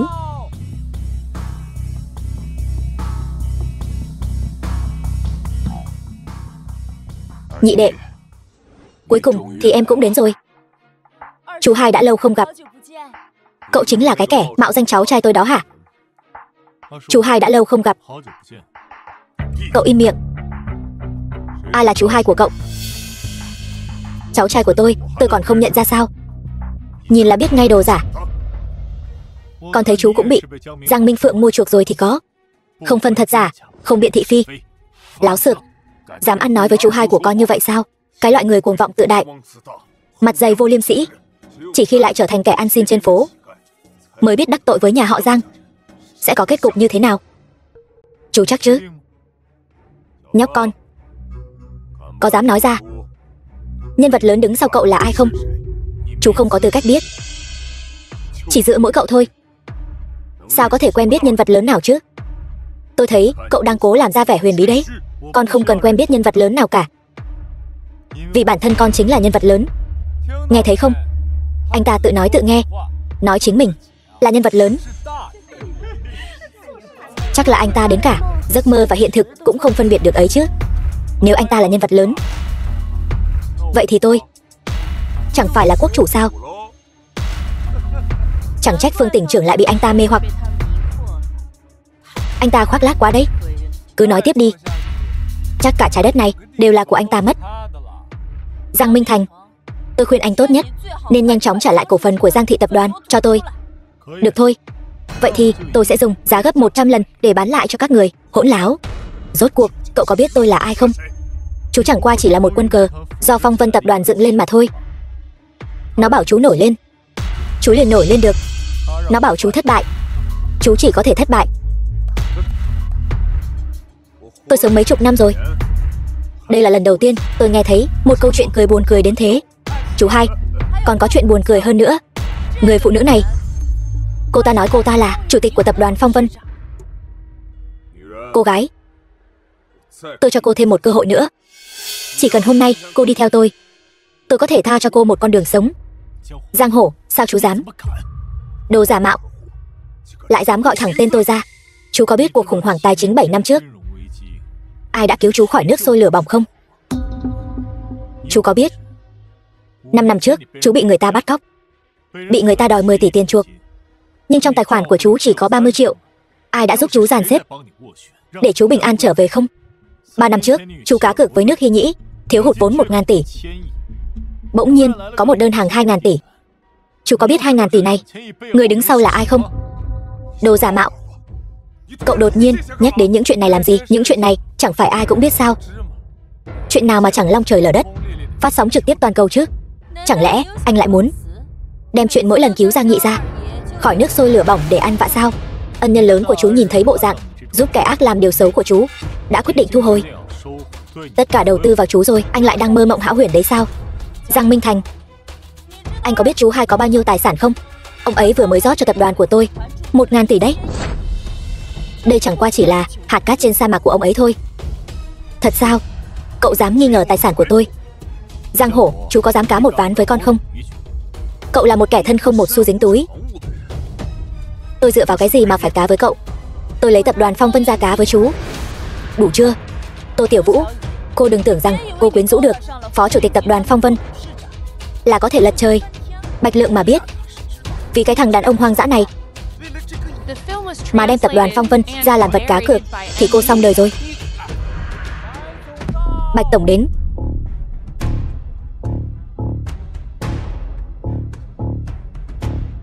Ai dám bất kính với chủ tịch như vậy? Thì ra là Bạch tổng đích thân đến. Ở đây có một người phụ nữ mạo danh chủ tịch tập đoàn, còn nói muốn lấy tập đoàn Phong Vân ra làm vật cá cược với tôi. Giang Nhị gia, ngài đã nói với Bạch Lượng chưa? Người phụ nữ này chính là tình nhân của Bạch Lượng. Đúng vậy, người phụ nữ này cậy có Bạch Lượng chống lưng mới mạo danh chủ tịch tập đoàn Phong Vân. Hai người không phải bị tôi đày đi biên cương rồi sao? Sao lại lén lút trở về? Chuyện của hai người bọn họ để lát nữa tính sổ. Giang Hổ, con hỏi lại chú một lần nữa. Con dùng tập đoàn Phong Vân toàn bộ gia sản ra cá với chú có dám cá không? Nếu như nói tôi là giả, vậy thì Bạch tổng thân là phó chủ tịch tập đoàn Phong Vân bao nhiêu năm nay thì không thể là giả được chứ. Chú sợ rồi sao? Lẽ nào tình báo của tôi đều là giả? Ngay cả phó tổng của tập đoàn Phong Vân cũng phải cung kính với cậu ta như vậy. Nếu như chú không có tiền để cá, vậy thì mau chóng đem những việc mà chú đang làm bây giờ toàn bộ dừng lại cho tôi. Tôi làm gì chứ? Tôi làm việc luôn quang minh lỗi lạc, trong sạch. Chú dám nói chú không có kinh doanh mờ ám? Sao cậu ta lại biết cả những việc riêng tư của mình như vậy? Lẽ nào bên cạnh tôi có kẻ phản bội? Ban đầu còn giúp đỡ chú là hy vọng chú có thể trở thành một doanh nhân hào hiệp nghĩa khí, nhưng không ngờ chú lại lợi dụng ưu thế của tư bản, thao túng thị trường chứng khoán, khiến vô số người trung lưu gần như phá sản. Ăn nói hàm hồ. Tôi cá với cậu. Thật ra chú cá hay không cá thì cả nhà họ Giang đã sớm được định sẵn rồi. Cái phú quý ngập trời này không ai trong số các người xứng cả. Vận mệnh của nhà họ Giang chỉ có tôi mới được quyết định. Còn chưa tới lượt một kẻ ngoài như cậu nói này nói nọ. Anh đã thành công chọc giận chú hai của tôi. Hôm nay anh xong đời rồi. Cái thứ giả mạo Giang Minh Thành nhà anh, tất cả mọi người ở đây đều hận anh thấu xương. Hôm nay anh có bao nhiêu cuồng vọng thì ngày mai chầu trời sẽ có bấy nhiêu tuyệt vọng. Giang nhị gia, ngài nhất định sẽ thắng. Tất cả mọi người ở miền Nam đều sẽ đứng về phía ngài. Ván cược giữa chúng ta có thể chính thức bắt đầu rồi chứ. Cậu nói xem, cá như thế nào? Tôi cá là trong vòng 10 phút nữa chú có thể phá sản hay không? Bạch tổng, cậu nghe thấy không? Cậu ta đang đem tập đoàn Phong Vân ra đùa đấy. Chú hai là người giàu nhất miền Bắc, tài sản không thể đo lường được. Sao có thể nói phá sản là phá sản được chứ? Rốt cuộc anh là thằng điên từ đâu tới? Hở một tí là đòi khiến cho nhà này phá sản, cho nhà kia phá sản. Chẳng lẽ có lần nào tôi nói mà không linh nghiệm sao? Anh tưởng mồm anh được khai quang sao? Mấy lần trước đó chỉ là trùng hợp thôi. Cho dù nhân vật lớn đứng sau anh có năng lực đến đâu đi nữa cũng sẽ không dung túng cho anh như vậy. Để cho Giang nhị gia phá sản trong vòng 10 phút, đến thần tiên cũng khó làm được đấy. Tiểu Vũ, em cứ yên tâm đi. Minh Thành, chúng ta xả giận thì xả giận. Dù thắng hay thua thì cái kèo này chúng ta không gánh nổi đâu. Giang nhị gia, tôi thay Minh Thành tạ tội với ngài. Cái kèo này chúng tôi không dám chơi đâu. Bắt đầu đếm ngược. 3. Anh lại giơ cái 3 ngón tay kia của anh lên rồi. Sao, anh có bàn tay vàng sao? Bây giờ mới có 3 phút thôi. Sao đã sốt ruột thế rồi sao? Lại muốn bắt đầu cái trò hề diễn xuất vụng về của anh sao? Vốn dĩ tôi định cho Giang Hổ 10 phút để suy nghĩ, nhưng bây giờ xem ra cũng không cần thiết nữa. Đây là trước khi mất mạng vùng vẫy lần cuối đấy sao? 3 phút mà đòi diệt tập đoàn của Giang Hổ. Có khi nào anh ta bị chúng ta dọa cho ngốc luôn rồi không? Tôi thấy anh ta bị dọa cho thần kinh có vấn đề rồi. 3 phút mà đòi giải quyết một tập đoàn lớn như thế. Sao anh không lên trời luôn đi? 3, 2, 1. Giang nhị gia phá sản rồi sao? Có ai nghe nói Giang nhị gia phá sản đâu. Cái loại người dối trá như anh ta thật sự là làm mất mặt miền Nam chúng ta. Đứng chung với loại người như anh ta đúng là xui xẻo. Giang Minh Thành, chỉ cần bây giờ anh quỳ xuống cầu xin tôi có thể khuyên chú tôi tha cho anh. Cho anh một cái bát vỡ để đi xin ăn.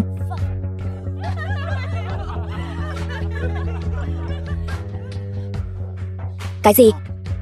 Người giàu nhất miền Bắc, hơn trăm công ty trực thuộc toàn bộ phá sản. Sao có thể như thế được? Chắc chắn là tin vịt ở đâu đó thôi. Điện thoại của tôi cũng nhận được cái tin nóng hổi này rồi này. Là đài truyền hình hàng đầu Đại Hạ Quốc đấy. Đài truyền hình hàng đầu thì không thể sai được đâu nhỉ. Trời ơi, tất cả tin tức nóng trên mạng đều là tin Giang nhị gia phá sản. Mấy người đây là không cam lòng thua sao? Không thể nào. Chắc chắn là thằng nhãi này mua chuộc tất cả giới truyền thông rồi. Xem ra thằng nhãi này thủ đoạn cũng không ít đấy nhỉ. Đến cả cái trò mua chuộc truyền thông cũng đem ra dùng rồi. Minh Thành, nếu con là thật, hy vọng con lập tức dừng tay. Nếu là giả, Giang gia sẽ không bỏ qua cho con. Các người khi nào khách khí với con vậy? Ta vẫn luôn bao dung con. Là bởi vì con và người con trai bạc mệnh kia của ta có tướng mạo giống nhau. Muốn nhìn xem con rốt cuộc náo loạn đến khi nào. Hiện tại xem ra Ta không thể mềm lòng nữa rồi. Người đâu? Đem người này bắt đến trong kho lạnh. Ta muốn nhìn nó lạnh đến mất mạng. Nói về thủ đoạn, vẫn là đồng sự trưởng Giang cao tay. Đến lúc đó, Giang Minh Thành, cái tượng băng này đặt ở trên đường biên giới miền Nam, phải làm cho người đời phỉ nhổ. Nhị đệ, em ngàn vạn lần đừng tức giận. Hôm nay vốn là tiệc đón gió tẩy trần cho em, không ngờ lại thành ra cái dạng này. Hôm nay tên lừa đảo này phải mất mạng. Tôi là đồng sự trưởng tập đoàn Phong Vân. Ta xem ai dám động vào Giang Minh Thành, ngay cả người đàn bà điên này cũng bắt lại cho tôi. Tôi xem các người ai dám. Bạch Lượng, cậu nếu còn dám bao che cho con hổ ly tinh này, tôi liền đến chỗ Cao đồng sự trưởng mà cáo trạng cậu, khiến cậu cái chức phó tổng này làm không xong. Còn ngây ra đó làm gì? Bắt đôi cẩu nam nữ này cho tôi ném xuống sông đi. Chủ tịch Cao đến. Chủ tịch Cao, cô rốt cuộc cũng tới rồi. Phó tổng của ngài Bạch Lượng thật sự là vô pháp vô thiên. Khăng khăng nói tiểu tam của cậu ta là đồng sự trưởng tập đoàn. Chủ tịch Cao, cuối cùng cũng gặp được cô. Các người muốn trói ai vậy? Còn chưa vào cửa đã nghe thấy các người ồn ào. Chẳng phải đã sớm phân phó rồi sao? Các người phải chuẩn bị cho tốt một chút, đón tiếp đồng sự trưởng tập đoàn Phong Vân sao? Chúng tôi đang nghênh đón đồng sự trưởng đó chứ. Nhưng mà tất cả những chuyện này đều bị Bạch Lượng làm hỏng hết. Khăng khăng nói tiểu tam của cậu ta là đồng sự trưởng tập đoàn. Chủ tịch Cao, hai tên lừa đảo này từ ngày đại tiệc người thừa kế của tôi đã bắt đầu gây rối. Cô nhất định không thể bỏ qua hai con sâu làm dầu nồi canh này. Đúng vậy, Chủ tịch Cao, xử lý bọn chúng ngay thôi. Là cô. Chủ tịch Cao, người phụ nữ này nói cô ta là đồng sự trưởng tập đoàn Phong Vân. Tôi thấy đến liếm giày cho đồng sự trưởng cô ta còn không có tư cách. Cô ta theo tên ăn mày, là một bà ăn xin thì có.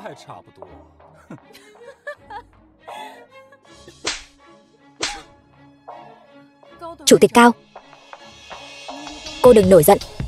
Tôi lập tức sẽ sai người đem tên lừa đảo này đuổi ra ngoài. Còn ngây ra đó làm gì? Còn không mau lôi hắn ra ngoài cho tôi.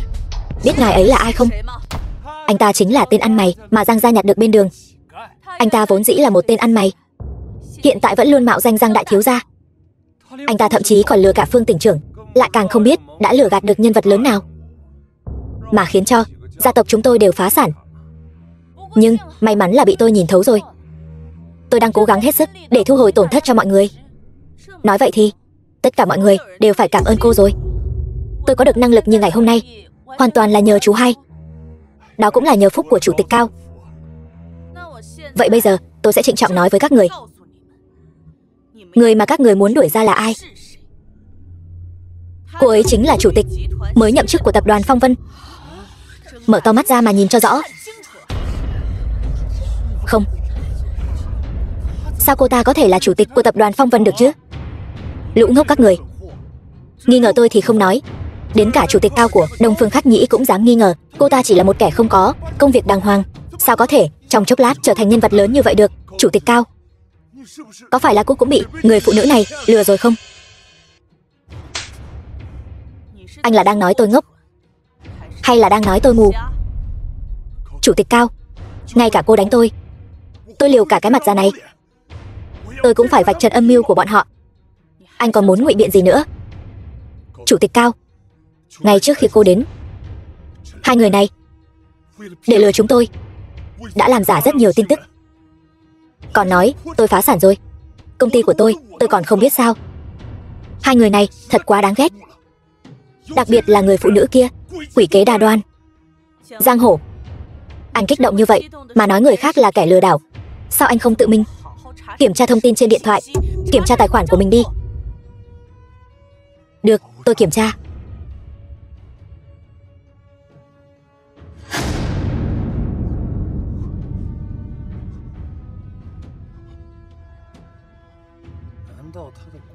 Chẳng lẽ công ty của anh ta thật sự phá sản rồi? Chú hai, chú thật sự phá sản rồi sao? Đều tại con. Bắt chú phải ra mặt giúp con, bây giờ lại kéo chú xuống nước theo. Nhị đệ, trong chuyện này Có phải có hiểu lầm gì không? Tôi việc gì phải quản cái đống rác rưởi của nhà các người. Cơ nghiệp mà tôi vất vả gây dựng đều bị hủy hoại trong phút chốc rồi. Tự mình không có bản lĩnh, còn ở đây ra vẻ ta đây làm gì? Chủ tịch Cao, có thể nói cho tôi biết rốt cuộc là chuyện gì đang xảy ra vậy? Tôi đã dặn dò anh, dặn đi dặn lại. Trong buổi tiệc ngày hôm nay, không chỉ có chủ tịch mới nhậm chức của tập đoàn Phong Vân, mà còn có ân nhân đã nâng đỡ anh.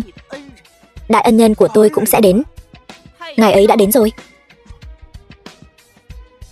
Đều tại cậu. Cậu hết lần này đến lần khác kích động tôi, khiến hành vi của tôi bất thường, chọc giận ân nhân của tôi không vui. Sự việc đến nước này rồi, anh vẫn còn u mê bất ngộ như vậy. Xin cô đấy, cô có thể giúp tôi cầu xin ân nhân tha thứ được không? Ân nhân và tập đoàn Phong Vân đã hoàn toàn thất vọng về anh rồi. Anh hãy từ bỏ ý định đó đi. Hoặc cô có thể cho phép tôi được gặp mặt những nhân vật lớn không? Chắc chắn có sự hiểu lầm ở đây. Hiểu lầm? Chú ngoài mặt thì vâng dạ, nhưng sau lưng thì lừa trên giấu dưới, nói một đằng làm một nẻo. Những năm nay chú làm chuyện xấu còn ít sao? Chú nhìn rõ xem đây là cái gì.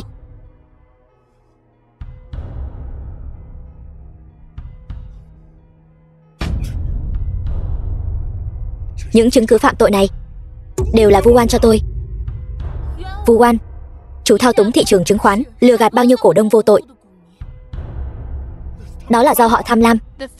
Chú còn tìm đủ mọi lý do để xây dựng những tòa nhà dang dở, khiến cho rất nhiều người phải dùng cả đời tích cóp, nhưng lại phải sống cảnh màn trời chiếu đất. Đó là kết quả thị trường bình thường thôi.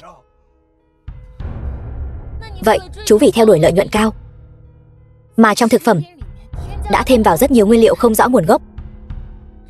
Chuyện này chú không rõ sao? Những chuyện này đều là do người của tôi làm cả. Tôi hoàn toàn không hề hay biết. Vậy còn vụ việc thời gian trước, xưởng sản xuất xảy ra nổ lớn, rốt cuộc đã có bao nhiêu người thiệt mạng? Những chuyện này tôi đã báo cáo với tập đoàn Phong Vân rồi. Lúc đó, tốc độ phản ứng của chúng ta rất nhanh, chỉ có một người thiệt mạng thôi. Tổng cộng có đến 106 người thiệt mạng. Đến bây giờ, chú vẫn còn ngoan cố. Chủ tịch Tô, tôi sai rồi. Xin cô đấy. Minh Thành, nể tình chú là chú của anh ấy, đã hết lần này đến lần khác cho chú cơ hội rồi. Chú thật sự quá khiến người ta thất vọng. Chủ tịch Tô, tôi thật sự không biết cô là chủ tịch của tập đoàn Phong Vân đó. Nếu tôi mà biết cô là chủ tịch tập đoàn thì dù có cho tôi 100 lá gan, vừa rồi tôi cũng không dám ăn nói với cô như vậy đâu. Còn giang hồ nữa chứ. Tôi khinh. Tôi thấy ông chẳng giống người tốt gì cả. Ông lại dám trước mặt chủ tịch Tô nhà chúng tôi mà vanh váo tự đắc như vậy. Tôi còn tưởng là nhân vật lớn nào. Có bao nhiêu bản lĩnh ghê gớm lắm chứ. Đến cuối cùng còn không phải dựa vào con gái của chúng ta sao? Loại người như vậy đó nên cho lên núi đao xuống vạc dầu. Tôi còn từng mua phải cái chung cư bỏ dở của ông ta cơ. Mau trả tiền lại cho tôi. Trả ngay. Đừng nghe ông ấy nữa. Ông ta phá sản rồi. Lấy gì mà trả? Thảo nào tiền nhà tôi cứ bị trì hoãn hết lần này đến lần khác. Hóa ra ông căn bản không có ý định trả cho tôi. Tiền đặt cọc tôi nộp từ năm kia, đến giờ dự án vẫn chưa khởi động, tiền cũng không trả. Vậy thì tính sổ thế nào đây? Im miệng. Người của cục chấp pháp sắp đến rồi. Giang Hổ, cứ giao cho cục chấp pháp đi. Giang Minh Thành, cháu thật sự muốn đưa chú ruột của cháu đến cục chấp pháp sao? Có gì thì đến cục chấp pháp rồi nói đi.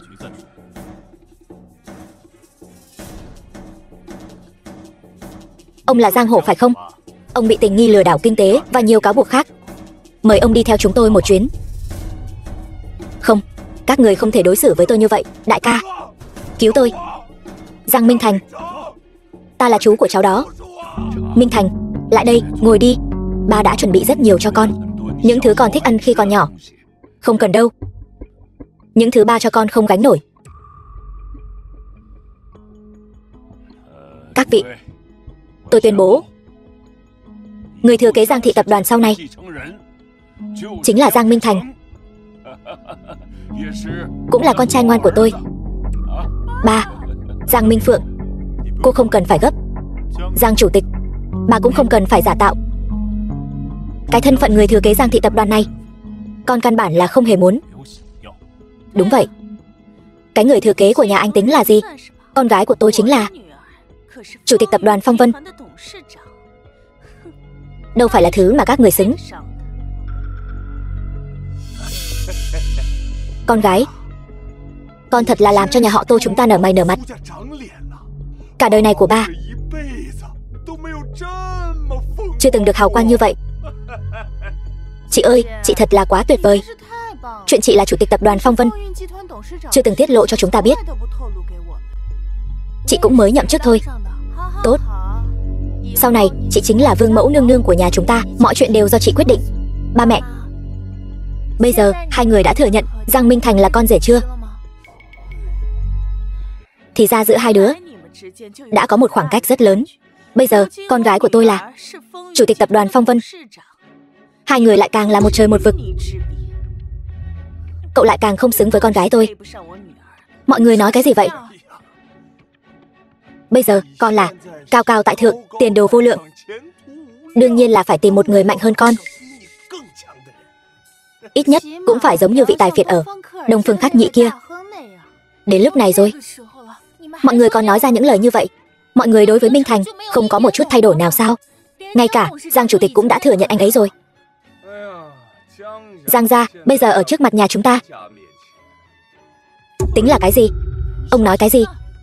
Ông quên lúc trước ông đã quỳ xuống cầu xin tôi như cún rồi sao? Giang Minh Phượng, cô thật là ngốc nghếch và ngây thơ. Lúc tôi lấy lòng cô là vì cái gì? Cô dám đánh tôi? Đâu chỉ đánh cô.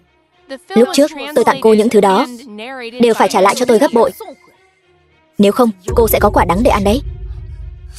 Chủ tịch Tô, cô xem tôi được không? Tôi có thể ở tập đoàn Phong Vân làm chút gì đó. Chủ tịch Tô, còn tôi nữa. Tôi đối với tập đoàn Phong Vân và cô ngưỡng mộ đã lâu rồi. Còn tôi nữa, chúng tôi đã sớm nghe nói Tô gia là danh môn vọng tộc của miền Nam. Đủ rồi, các người đừng có ở đây mà nịnh nọt nữa. Minh Thành, chúng ta đi thôi. Giang Minh Phượng, cô nhớ kỹ cho tôi. Cô còn một ngày thời gian. Tiểu Vũ, chúng ta đi thôi. Giang tiểu thư, vậy phải làm sao đây? Chú hai của cô bây giờ đã phá sản rồi, bản thân cô cũng khó bảo toàn. Lời hứa của cô với tôi làm sao thực hiện được? Cô phải chịu trách nhiệm với chúng tôi đó. Chịu trách nhiệm gì? Tôi có cầm súng ép các người, bắt các người đứng về phía tôi đâu. Hơn nữa, đó cũng là do chính các người kinh doanh không tốt. Thì có liên quan gì đến Giang gia chúng tôi? Các người đây là muốn quỵt nợ hả? Rõ ràng Giang tiểu thư đã nói rất rõ ràng, chỉ cần tất cả chúng ta đứng về phía cô ấy thì giá cả cô ta sẽ cho chúng tôi gấp 3. Tôi Trương Đại Vạn đối với cô là trời đất chứng giám bao nhiêu năm nay. Cô nói đông, tôi không dám đi tây. Cô bảo đánh cún, tôi tuyệt đối không đuổi gà. Nhưng bây giờ thì sao? Tôi không chỉ làm bại hết tổ nghiệp mà còn rơi vào cảnh không một xu dính túi. Lũ vô liêm sỉ các người, chờ đến khi tôi gây dựng lại sự nghiệp, sẽ có ngày các người sẽ biết tay. Chỗ dựa sau lưng của cô không phải là chú hai của cô sao? Chú hai của cô bây giờ chỉ sợ là cả đời này phải ở trong tù mà sống qua ngày rồi. Chỗ dựa lớn nhất của cô cũng không còn. Cô còn vốn liếng gì mà trỗi dậy? Lũ chuột đội váy các người. Thật ra chú hai tôi đã sớm để phòng ngừa bất chắc mà đưa địa chỉ của nhân vật lớn sau lưng ông ấy cho tôi rồi. Ông ấy nói với tôi, một khi có chuyện gì thì đi tìm người đàn ông này. Con nói thật chứ? Ba, đương nhiên rồi. Con sẽ đem chuyện này ra đùa sao? Chỉ cần con đi tìm nhân vật lớn này, trong phút chốc có thể xoay chuyển cục diện bây giờ. Vậy sao con không nói sớm hơn? Chú hai đã dặn dò con, không phải trong lúc bất đắc dĩ thì không được nói. Giang Minh Phượng, chúng tôi sẽ không tin vào lời ma quỷ của cô nữa đâu. Cô đã lừa chúng tôi đến mức khốn cùng rồi. Cô coi những người ở đây là đồ ngốc chắc. Đến cả nhân vật lớn là ai còn không biết. Vậy thì địa chỉ của anh ta e rằng càng không nhớ rõ đi. Nếu như ông ta quen biết nhân vật lớn, sao lại bị cục chấp pháp đưa vào tù được? Lời nói dối này thật là đầy sơ hở. Đây chính là chỗ cao minh của chú hai tôi. Tôi cần phải giải thích với lũ gà đất cuốn sành các người sao? Tôi thấy cô khó mà tự biện minh cho mình thôi. Đều đã đến lúc này rồi, con hãy cho mọi người một lời giải thích rõ ràng đi. Đừng có mà úp úp mở mở nữa. Được thôi, vậy thì tôi nói cho các người biết. Nhân vật lớn đã sớm dặn dò chú hai, nói rằng bên trong Đông Phương Khách Nhĩ đã xuất hiện nội gián. Cho nên hôm nay hoàn toàn là chú hai tôi diễn một màn kịch với bọn họ để bắt ra nội gián. Đầu tiên chính là Cao Thiên. Tiếp theo là Tô Tiểu Vũ và Giang Minh Thành. Sao có thể là Tô Tiểu Vũ chứ? Gia chủ Tô, ông vẫn còn mơ mộng về việc con gái ông là chủ tịch tập đoàn Phong Vân sao? Vẫn còn mơ mộng hão huyền sao? Cao Thiên đều đã bại lộ rồi, huống chi là con gái ông. Tôi cuối cùng đã hiểu rõ mọi chuyện rồi. Cao Thiên đâu? Là kẻ phản bội của tập đoàn Phong Vân. Chú hai cô nhận ủy thác của nhân vật lớn đến đây để điều tra rõ kẻ phản bội. Các người cuối cùng cũng đã rõ ràng rồi. Vậy nên chú hai bị bắt đi hoàn toàn là vì yêu cầu công việc. Vậy thì buổi tiệc thiết đãi nhân vật lớn vào buổi tối ngày mai, chúng ta còn tổ chức nữa không? Tổ chức? Đương nhiên là phải tổ chức. Hơn nữa còn phải tổ chức thật lớn. Đúng vậy, ngày mai chính là đại kết cục, vạch trần âm mưu. Không chỉ Cao Thiên mà còn cả tập đoàn Giang Minh Thành đều sẽ bị tóm gọn. Không thể nào. Giang Minh Phượng, cô nói bậy. Con gái ta chính là chủ tịch tập đoàn Phong Vân. Đại tiểu thư tôi, Tô Tiểu Vũ là chủ tịch tập đoàn Phong Vân. Vậy cũng phải xem nhà họ Tô các người có mộ yên mà đẹp không đã. Cô không nhìn xem cái dáng vẻ nhu nhược kia của nó sao? Nó làm gì có tố chất của chủ tịch. Các ngươi đúng là một đám ngốc. Tùy tiện để ta dỗ dành vài câu là lại bị lừa rồi. May mắn là ngài W đã sớm cho ta địa chỉ của nhân vật lớn. Buổi tiệc hôm nay đến đây thôi vậy. Tôi phải đi thăm nhân vật lớn đây. Vậy thì buổi tiệc tối ngày mai của nhân vật lớn, chúng tôi còn có thể đến không? Tất cả những người có mặt hôm nay đều phải đến. Tôi muốn để các người tận mắt nhìn thấy tôi giúp nhân vật lớn xử lý nội bộ trong chính tổ chức như thế nào. Tôi cũng muốn đi xem cái tên Giang Minh Thành giả mạo kia còn dở cho được gì nữa. Tôi đi cùng cô.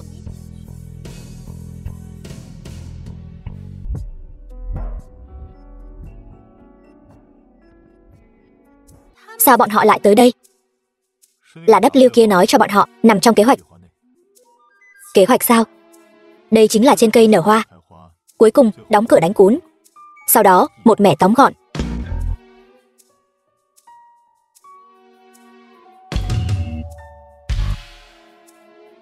Thưa ngài Khắc Nhĩ, tôi biết ngài ở bên trong. Tôi là người của tập đoàn Giang Thị, người thừa kế Giang Minh Phượng. Tôi là đệ nhất mỹ nữ Đại Hạ Quốc. Chú ý. Thưa ngài Khắc Nhĩ, chúng tôi không có ý gì khác, chỉ là muốn gặp mặt ngài thôi. Thưa ngài Khắc Nhĩ, ngài là thần tượng của tôi. Có thể gặp ngài một lần là nguyện vọng lớn nhất đời tôi. Các người tìm tôi có chuyện gì sao? Thưa ngài Khắc Nhĩ, tôi có một món quà nhỏ muốn tặng cho ngài. Không cần đâu. Thưa ngài Khắc Nhĩ, nếu như ngài không mở cửa thì hai chúng tôi sẽ cứ đứng ở đây mãi. Không, chúng tôi quỳ ở đây.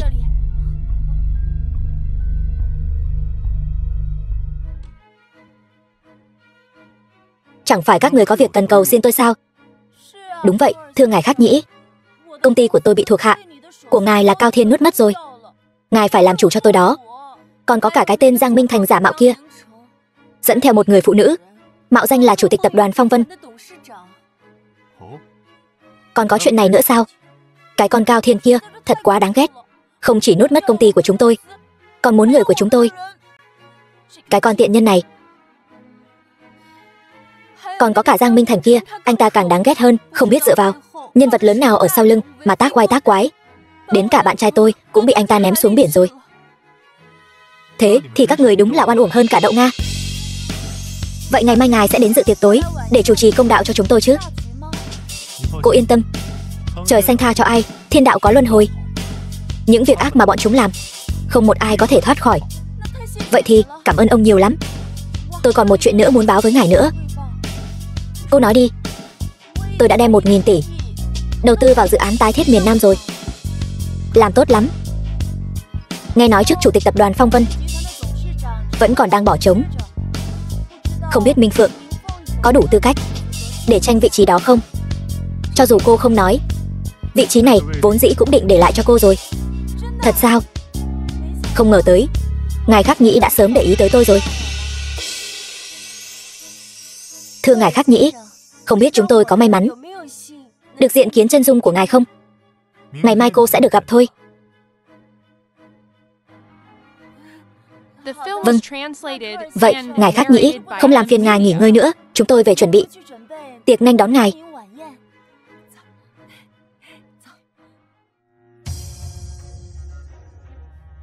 Giang Minh Thành, không ngờ anh lại diễn giỏi như vậy. Chỉ cho phép bọn họ diễn, không cho phép anh được hả hay sao? Anh nói xem, tối nay cô ta có khi nào hưng phấn đến mất ngủ không? Đâu chỉ là mất ngủ, e rằng cả đêm đều đang nghĩ ngày mai sẽ hành hạ anh như thế nào đây. Hy vọng ngày mai bọn họ có thể tỉnh ngộ. Nếu không phải ông trời cho tôi cơ hội trọng sinh, thì sao tôi có thể thấy được những sự thật dơ bẩn này? Đúng rồi, anh sẽ không để chú hai anh nửa đời sau thật sự ở trong tù chứ? Đó là chú ấy tự làm tự chịu. Vậy vị trí chủ tịch tập đoàn Phong Vân thật sự không cân nhắc Giang Minh Phượng sao? Cô ta là em gái ruột của anh đó. Tiểu Vũ, anh đã nói rồi, nhất định phải để em trở thành người phụ nữ giàu có của miền Nam, để em tỏa sáng rực rỡ, được vạn người kính ngưỡng.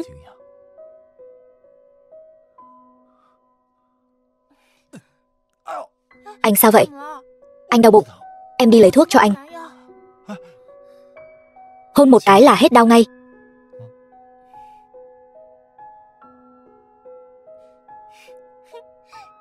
Hoan nghênh Khắc Nhĩ.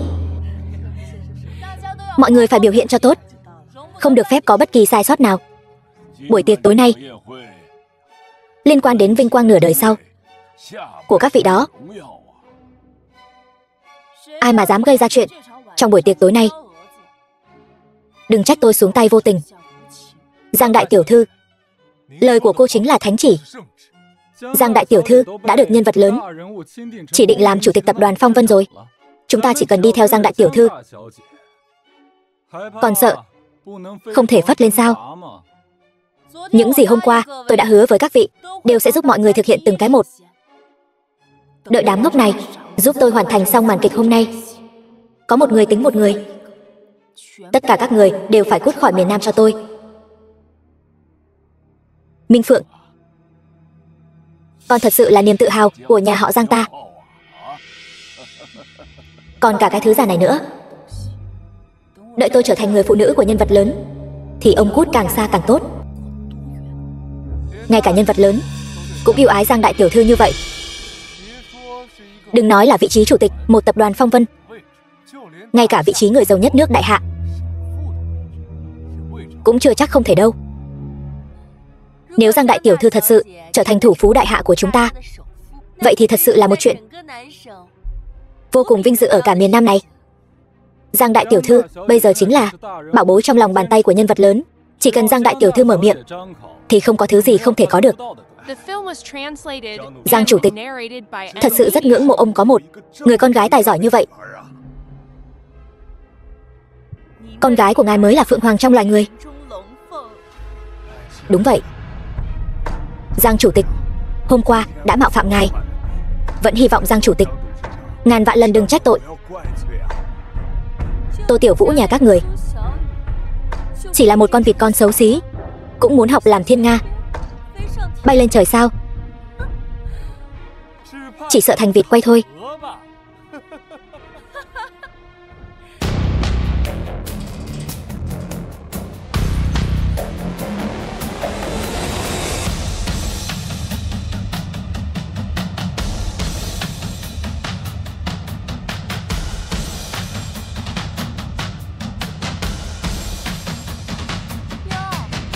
Hai người các ngươi đúng là âm hồn bất tán.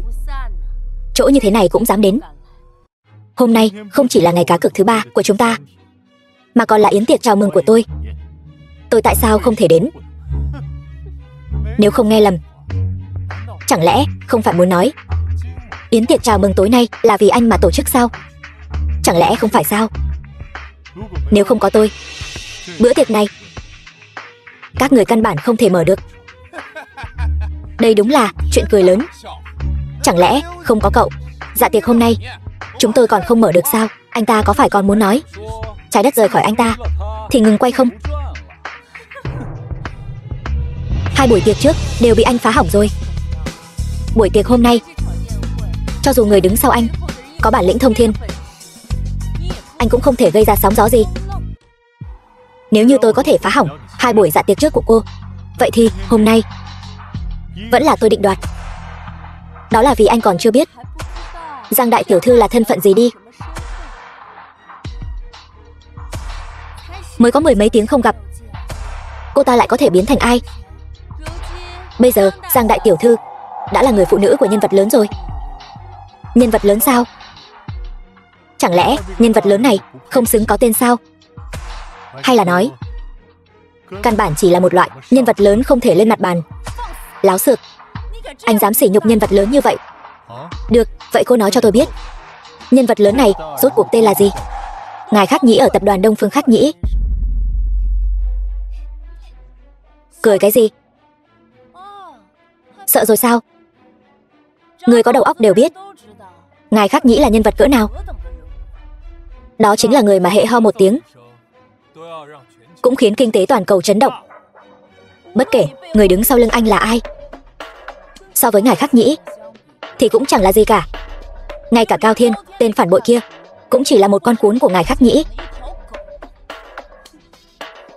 Mà bây giờ Giang đại tiểu thư đã trở thành người phụ nữ của Ngài Khắc Nhĩ rồi. Là nói khi nào vậy? Sao tôi không biết? Chính là tối hôm qua, anh vừa đi thì Ngài Khắc Nhĩ đã gọi điện thoại cho Giang đại tiểu thư rồi, nói muốn hẹn hò với cô ấy đó. Hẹn hò sao? Giang Minh Thành, các người có biết Ngài Khắc Nhĩ yêu thương tiểu thư nhà họ Giang đến mức nào không? Ngài Khắc Nhĩ quà gặp mặt cho đại tiểu thư nhà họ Giang chính là vị trí chủ tịch tập đoàn Phong Vân. Ngài Khắc Nhĩ còn nói tỷ phú hàng đầu thế giới tương lai lại là Giang đại tiểu thư. Nói như vậy, Ngài Khắc Nhĩ đã cho phép cô vào cửa rồi, chẳng phải là thừa lời sao?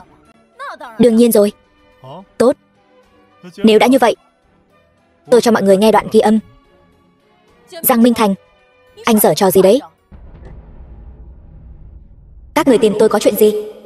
Ngài Khắc Nhĩ, tôi có một món quà nhỏ muốn tặng cho ngài. Không cần. Ngài Khắc Nhĩ, nếu ngài không mở cửa thì hai chúng tôi sẽ cứ đứng ở đây mãi. Không, chúng tôi quỳ ở đây. Cái gì? Bọn họ căn bản không vào được cửa. Giang Minh Phượng, cô lại lừa chúng tôi. Chúng tôi hết lần này đến lần khác bị lừa gạt. Lần này tuyệt đối không tha cho cô. Các người có não không vậy? Chẳng lẽ việc ghép giọng của Giang đại tiểu thư và tôi khó lắm sao? Các người đúng là lũ ô hợp, là tắc kè hoa sao? Đợi Ngài Khắc Nhĩ đến rồi cũng đến lúc các người phải luồn cúi nịnh bợ thôi. Tốt, vì các người không tin, tôi còn có một đoạn video. Các người tìm tôi chẳng phải là có việc cầu xin sao?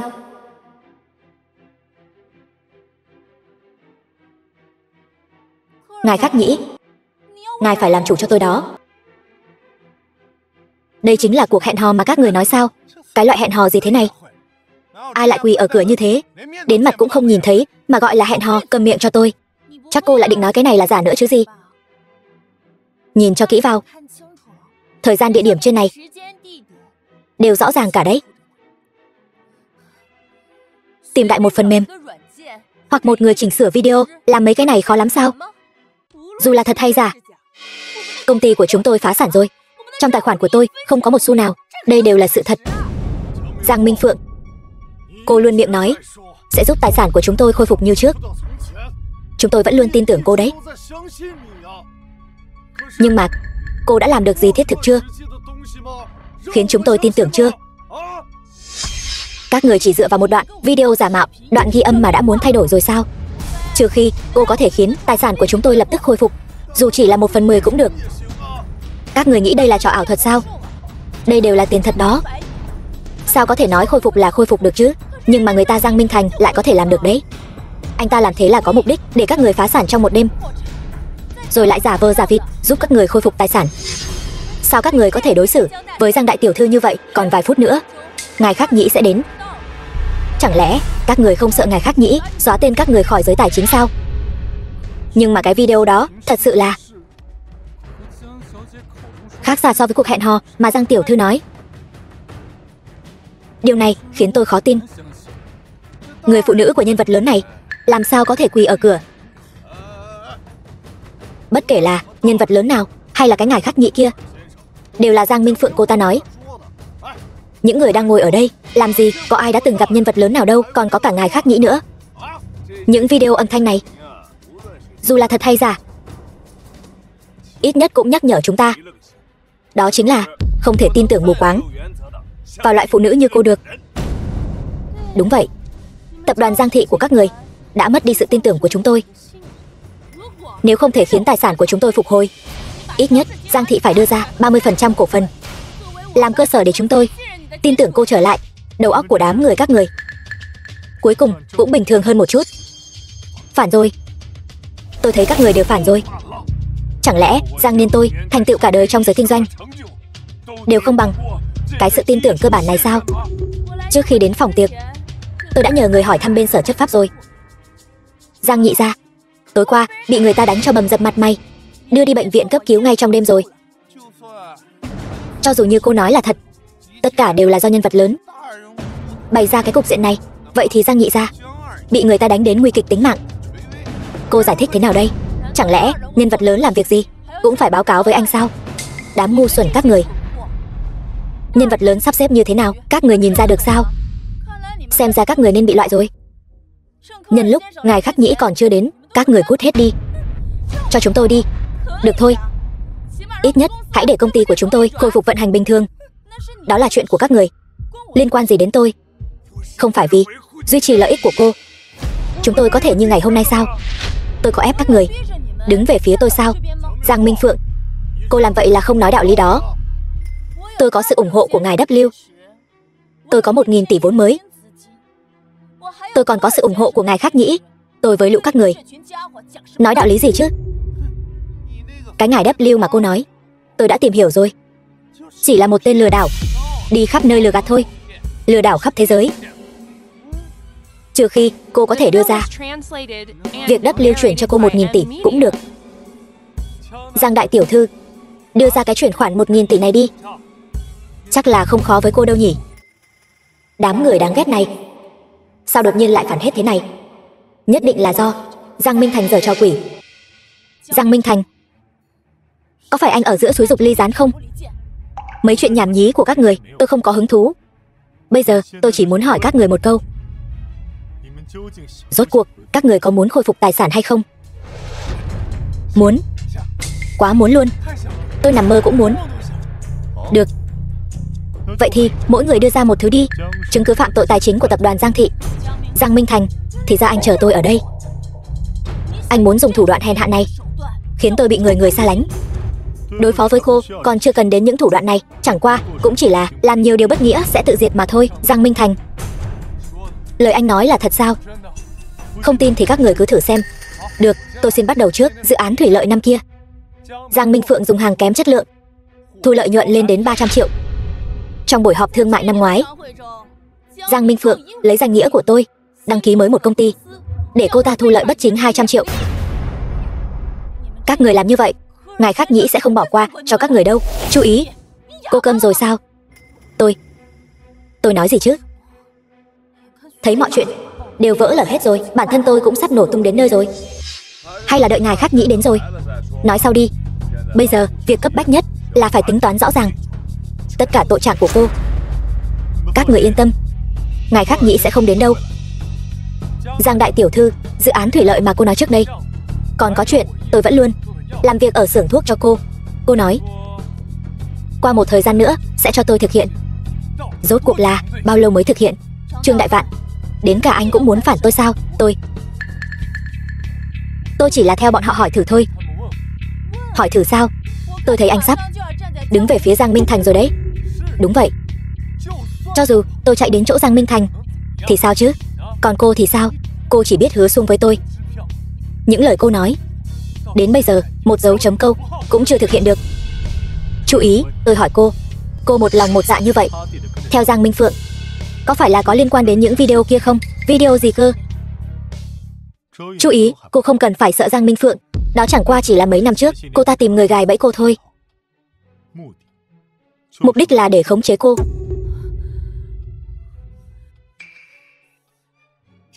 Thật sự là cô sao? Cô đừng nghe anh ta nói bậy. Giang Minh Phượng, chúng ta từng là bạn học đại học. Tôi cũng từng là vị hôn thê của Giang Minh Thành. Chúng ta là bạn bè, là đối tác, càng giống như người một nhà. Tôi kiên định như vậy, ở bên cạnh cô. Chú ý, những điều này tôi đều biết cả mà. Những năm nay, tôi đối xử với cô không tốt sao? Tốt lắm. Phải. Đã tốt như vậy. Vậy thì cô trả lại cho tôi những tấm ảnh năm đó đi. Hoặc là xé hết đi. Chú ý. Lẽ nào cô đã ở sau lưng tôi làm những chuyện tôi không biết sao? Cút. Tôi nói về chú ý. Sao giống một con cún của Giang Minh Phượng vậy? Thì ra Giang Minh Phượng nắm trong tay nhược điểm của chú ý sao? Không phải, rốt cuộc cô đã làm gì mà bị đại tiểu thư nhà Giang nắm chặt như vậy? Chú ý, cô yên tâm. Những năm này, ảnh của cô với video để ở chỗ tôi rất an toàn. Tôi sẽ giúp cô giữ cẩn thận. Ngoài mấy người chúng tôi ra, không ai biết cả. Mấy người?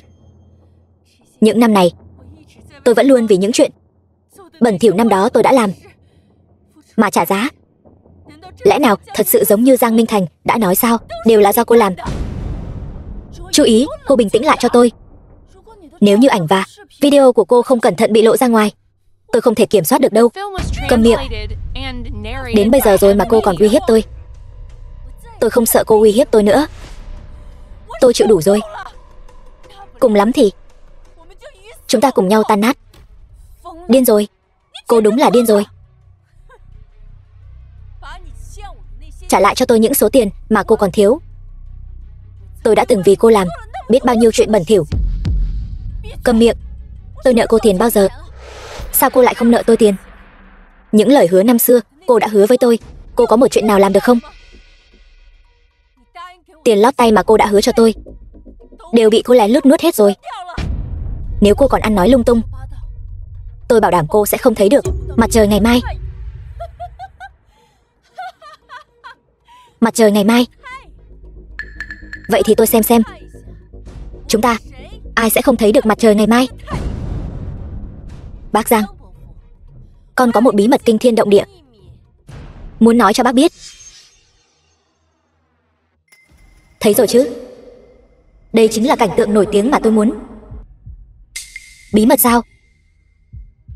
Bí mật gì? 13 năm trước, kết quả giám định huyết thống với Giang Minh Thành được đưa cho bác là giả. Giang Minh Phượng năm đó lén lút mua chuộc bác sĩ, đã đổi kết quả giám định quan hệ huyết thống của ông. Cô nói dối cũng không biết ngượng mồm. 13 năm trước tôi mới 8 tuổi.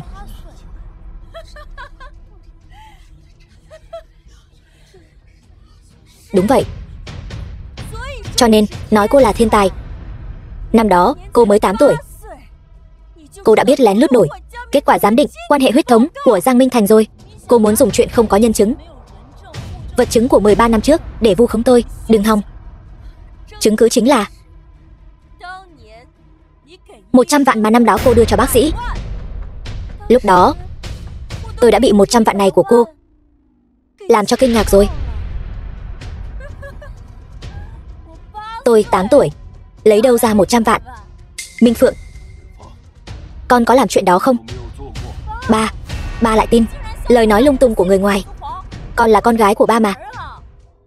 Ta chỉ hỏi con, rốt cuộc có làm hay không? Dù sao thì ba vẫn luôn nghi ngờ anh ta không phải con ruột mà. Con chẳng qua là giúp ba, để ba chắc chắn hơn thôi. Ta luôn thiên vị con. Không ngờ con lại tàn độc như vậy, dám mưu hại chính anh trai ruột của mình. Anh ta đâu phải con ruột của ba. Ba sốt ruột như vậy làm gì? Con,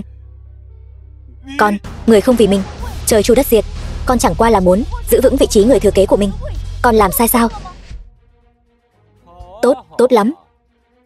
Không ngờ quả dưa lớn nhất ở miền Nam là chuyện nhà họ Giang các người. Quá đáng thật, không còn chút xấu hổ nào. Đúng là đỉnh cao của trơ trẽn. Vô liêm sỉ đến tận nhà rồi. Thật sự là chấn động. Tam quan của tôi đâu rồi? Giang chủ tịch, tôi ở đây có một bản báo cáo giám định quan hệ huyết thống. Bác có thể xem qua, rốt cuộc bác và Giang Minh Thành có phải là quan hệ cha con ruột hay không?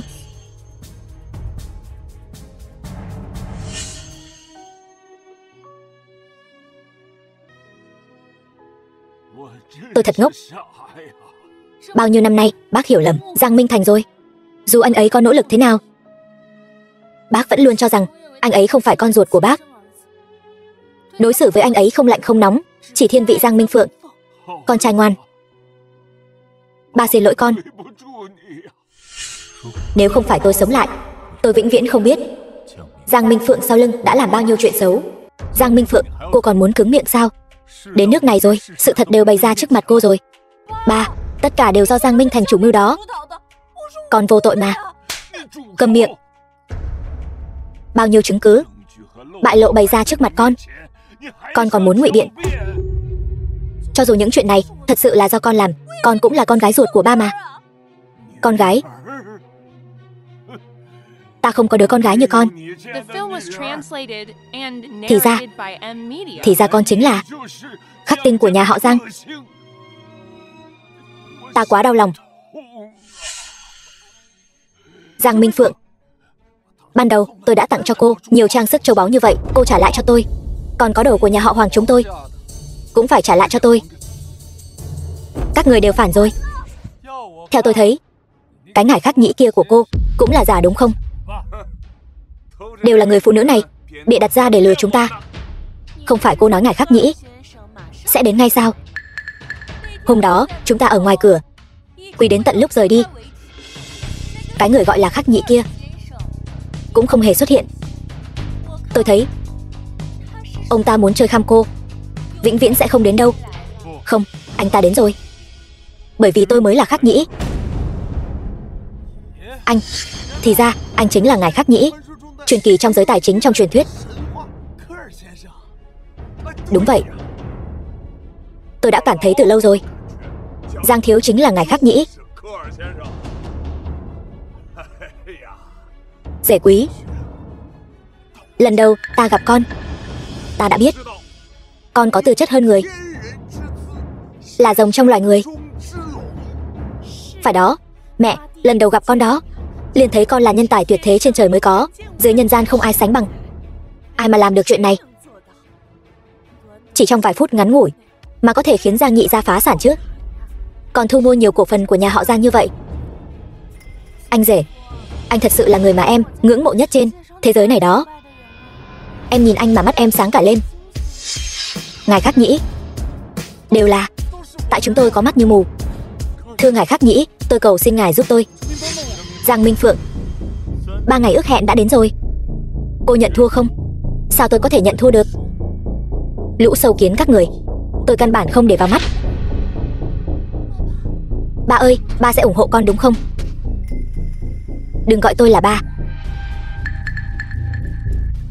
Tôi không có đứa con gái súc sinh như cô.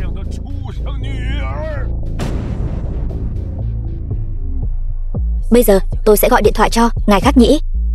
Tôi phải khiến cho các người cầu xin tôi như cún vậy. Alo, ngài khắc nhĩ, ngài đang ở đâu vậy? Bọn họ vu khống ngài, tung tin đồn nhảm về ngài. Ngài nói muốn họ quỳ xuống cầu xin sao? Sao lại là anh?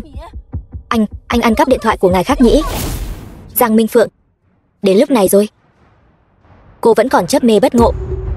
Quan tài đã bày trước mặt cô rồi, cô vẫn chưa tỉnh ngộ sao? Ngài khắc nhĩ mà cô luôn miệng nói chẳng phải là Giang Minh Thành sao? Không thể nào, nhất định là anh đã ăn cắp điện thoại của khắc nhĩ. Hôm qua lúc 4 giờ 6 phút cô đã đến Đế Vân Biệt Uyển. 4 giờ 22 phút chiều rời đi. Anh theo dõi tôi. Giang Minh Phượng, cô nhìn lại điện thoại của cô đi. Tài khoản công ty của cô đã bị đóng băng toàn bộ rồi. Không thể nào. Sao anh có thể đóng băng tài sản công ty của chúng tôi chứ? Đến lúc này rồi cô vẫn còn chấp mê bất ngộ sao? Giang Minh Phượng, cô hại chúng tôi thê thảm rồi. Tất cả mọi người ở đây đều bị cô lừa gạt đến khuynh gia bại sản. Giang Minh Phượng, cô là em gái của tôi. Cô từ nhỏ đã thông minh lanh lợi, mang trong mình hoài bão lớn. Tôi vẫn luôn dung túng cho cô, ủng hộ cô. Nhưng không ngờ tâm địa của cô lại độc ác đến vậy. Hôm nay sự thật đã bày ra trước mắt cô rồi. Cô thua rồi. Không, tôi không thể thua được. Cô đã không còn gì cả rồi. Mất hết tiền. Cô còn lại gì chứ? Tôi còn W, cô không đùa với tôi chứ? Giang Minh Phượng, cô bị ngốc sao? Cái tên W gì đó chỉ là một nhân viên làm thuê cao cấp của Đông Phương Khắc Nhĩ thôi. Giang thiếu chính là ngài Khắc Nhĩ, còn ngài Khắc Nhĩ mới là người tạo ra Đông Phương Khắc Nhĩ. Cô ta còn W gì nữa? Tôi thấy cô ta đúng là bị W xoay như trong chóng mà.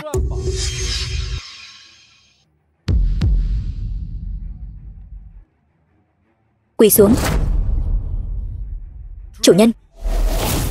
Chủ nhân, tại sao anh lại gọi anh ta là chủ nhân? Anh là con cún mà anh ta nuôi sao? Phải, tôi đúng là một con cún bên cạnh chủ nhân. Đồ vô liêm sỉ. Mày lừa gạt tao lâu như vậy, tiền và người của tao đều cho mày hết. Nói, mày đã đem tiền của tao đi đâu hết rồi? Giang Minh Phượng, cô đã vi phạm luật đại hạ. Chứng cứ xác thực, tất cả tài sản xung công quỹ. Phương Quý Thanh, ông thâm độc thật đấy. Chim sẻ bắt ve, chim ưng rình sau lưng đúng không? Trước pháp luật, mọi người đều bình đẳng. Giang Minh Phượng, hãy ngoan ngoãn chịu trói đi. Mọi dãy dụ đều là vô ích. Bây giờ, cô chỉ là một kẻ ăn xin. Nhận tội chịu phạt là con đường cuối cùng. Giang Minh Thành, tất cả những chuyện này đều do anh lên kế hoạch đúng không? Đúng. Bị ổi vô liêm sỉ. Về những thủ đoạn này, sao tôi có thể so được với cô? Anh rõ ràng đã trúng loại độc dược lợi hại như vậy, còn bị tôi đẩy xuống biển. Rốt cuộc, anh đã sống sót bằng cách nào? Cuối cùng, cô cũng thừa nhận là tôi bị cô hãm hại. Giang Minh Phượng, không ngờ cô lại độc ác như vậy. Minh Phượng, đó là anh trai ruột của cô đấy. Cô ngay cả anh trai ruột cũng muốn lấy mạng. Đô già không biết ngày trầu trời. Tôi còn không phải là được chân truyền của ông sao? Vợ của ông không phải là bị ông chọc tức mà bỏ mạng sao? Mày, tôi trở nên như vậy đều là vì ông. Cô thật sự là hết thuốc chữa rồi.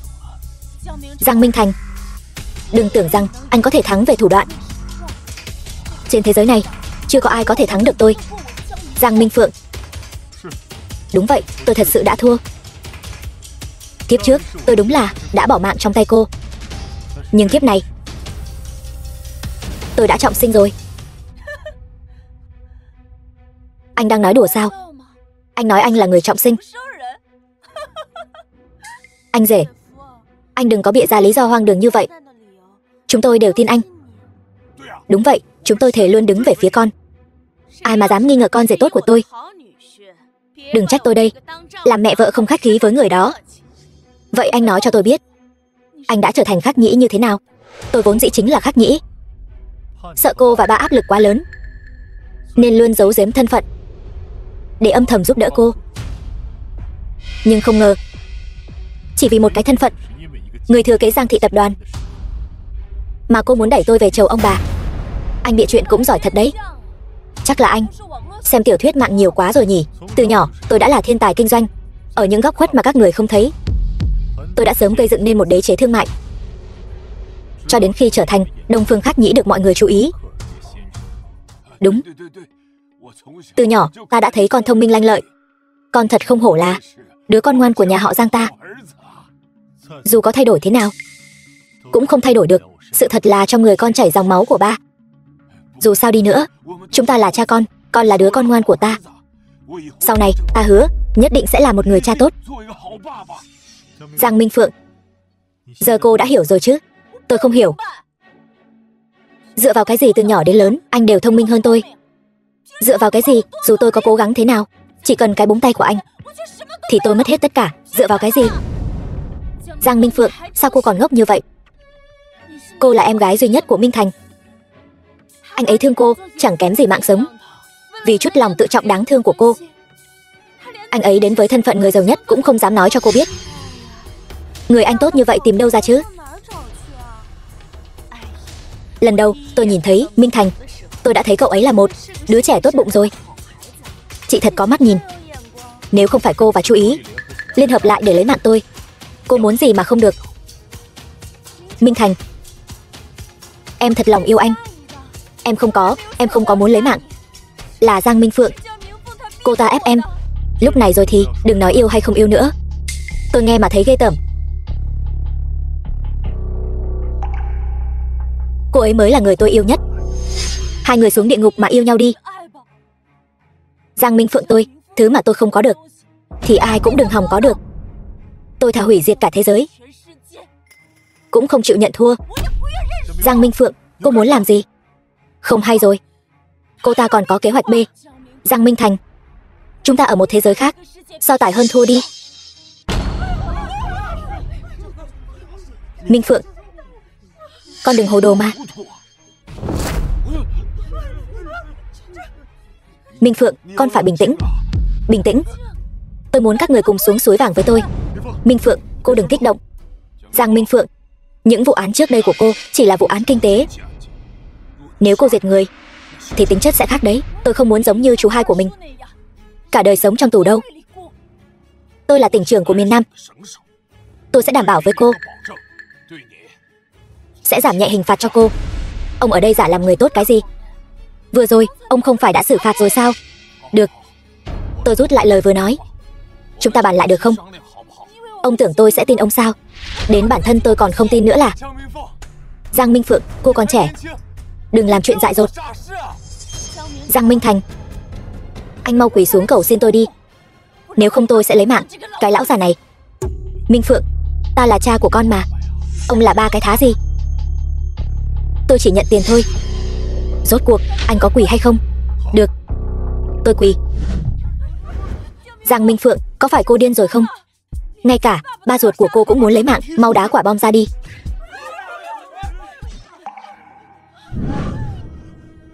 Bác sĩ, mau gọi bác sĩ. Minh Thành, vậy anh có tha thứ cho em không? Lúc này đừng nói gì nữa. Tha thứ hay không tha thứ, những tấm ảnh đó, những bức ảnh và video đó tôi xóa từ lâu rồi. Nhốt con đàn bà điên này vào ngục tối. Anh hai, anh không thể đối xử với em như vậy. Ba, con sai rồi. Ba, con sai rồi. Ba.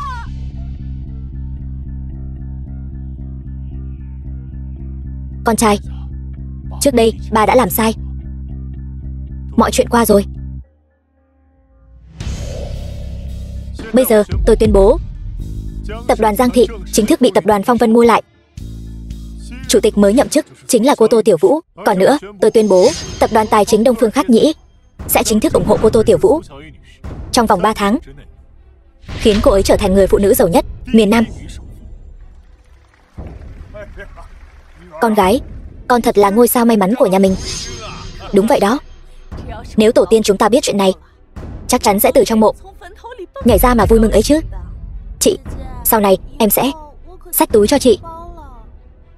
Vậy thì em phải xách cẩn thận đó. Chị gái vạn tuế. Giang thiếu, không, ngài Khắc Nhĩ, anh có thể khôi phục tài sản cho nhà tôi được không? Đúng vậy, ngài Khắc Nhĩ, sau này chúng tôi sẽ toàn tâm toàn ý trung thành với ngài. Tôi còn một chuyện nữa muốn tuyên bố. Các vị có mặt ở đây, tài sản sẽ được khôi phục toàn bộ. Giữa ranh giới sinh tồn của chúng ta quả nhiên là Giang thiếu. Chỉ một câu nói là xong. Giang thiếu, cậu thật là so được với thần tài. Nhưng các người phải tách khỏi công ty. Đây là tại sao? Các người đã làm bao nhiêu chuyện? Thật sự muốn tôi nói ra hết sao? Đây là kết cục tốt nhất cho các người rồi. Chúng tôi quả thật đã làm vài chuyện, nhưng đều là do con đàn bà Giang Minh Phượng ép buộc. Đúng vậy.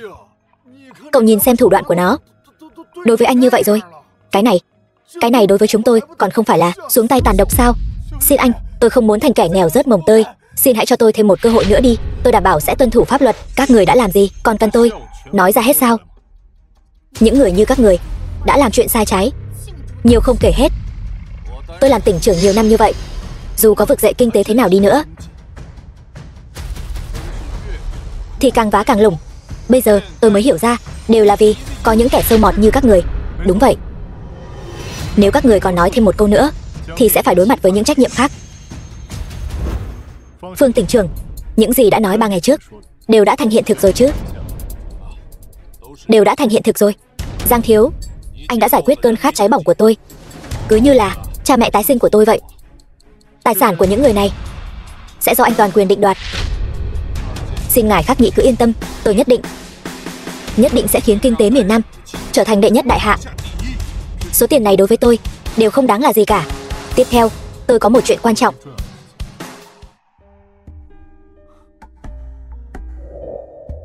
Tiểu Vũ, cảm ơn em luôn, tin tưởng anh vô điều kiện. Em có đồng ý lấy anh không? Tôi đồng ý.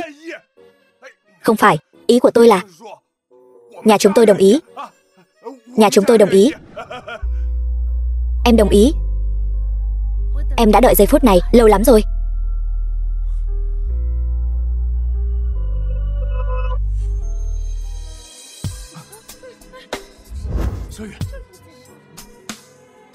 Tiểu Vũ, Tiểu Vũ, em sao vậy? Tiểu Vũ, em tỉnh lại đi Tiểu Vũ. Sao lại thổ huyết rồi? Là trúng độc rồi. Tiểu Vũ, Tiểu Vũ, kẻ nào phản bội tôi đều phải bỏ mạng. Tôi nhất định phải khiến em sống lại.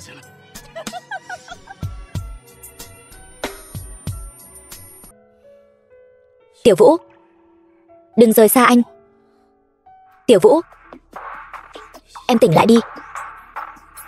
Tiểu Vũ, anh yêu. Anh sao vậy? Em sẽ mãi mãi ở bên cạnh anh. Không sao, chỉ là gặp một giấc mơ thôi. Giấc mơ đó sao mà chân thật quá. Cứ như vừa mới xảy ra vậy. Anh, sao mọi người vẫn còn ở đây vậy? Ngài Khắc Nhĩ của tập đoàn Đông Phương Khắc Nhĩ sắp đến rồi. Còn không mau chuẩn bị đi. Đúng rồi, hôm nay là ngày tôi sẽ nói cho Giang Minh Phượng viết chuyện. Tôi là tỷ phú thế giới Khắc Nhĩ. Vậy tôi có nên nói không? Anh, làm gì vậy? Không có gì. Em đi trước đi, anh sẽ đến sau. Không phải, còn có chuyện gì quan trọng hơn gặp ngài Khắc Nhĩ sao? Anh đau bụng. Anh đúng là cứ đến thời khắc quan trọng là lại gây chuyện. Vậy chị dâu, chúng ta đi trước nhé. Anh mau lên đó, anh hai. Được.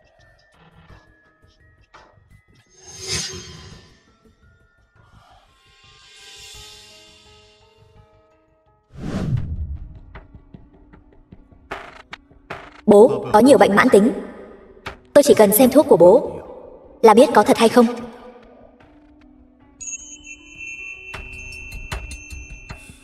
Những loại thuốc này quả nhiên đã bị đổi. Minh Phượng, những chuyện này thật sự là do em làm sao? Đừng lấy mạng tôi. Đừng lấy mạng tôi. Bố. Bố sao vậy?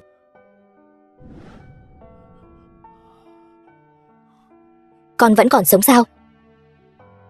Con vẫn còn sống sao? Là do trước đây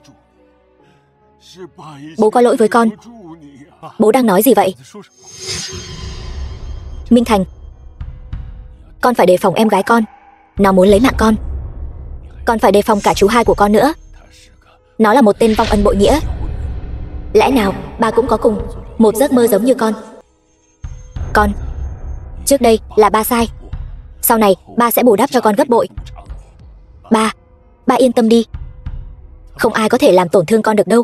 Phải rồi, sau này mấy thứ thuốc này ba đừng uống nữa. Đều bị người ta đổi hết rồi. Sau này ba chỉ được uống thuốc con đưa thôi. Lát nữa nhất định phải dùng đến cái mị lực kia, làm cho ngài Khắc Nhĩ mê mẩn, khiến cho anh ta quỳ gối dưới vai cô. Vậy thì anh trai cô chẳng phải sẽ ghen mất sao? Chuyện này còn cần tôi dạy cô sao? Lần này nhà họ Tô chúng ta có vinh hạnh được tiếp đón ngài Khắc Nhĩ. Đây đúng là phúc khí của nhà họ Tô chúng ta đó nha.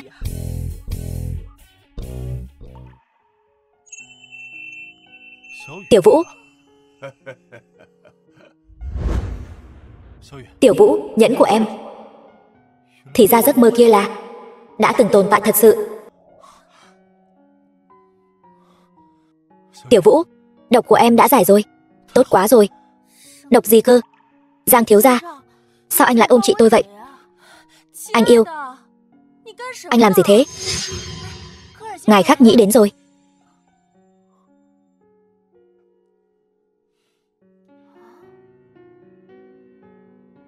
Tiểu Vũ, lần này anh nhất định sẽ bảo vệ em thật tốt.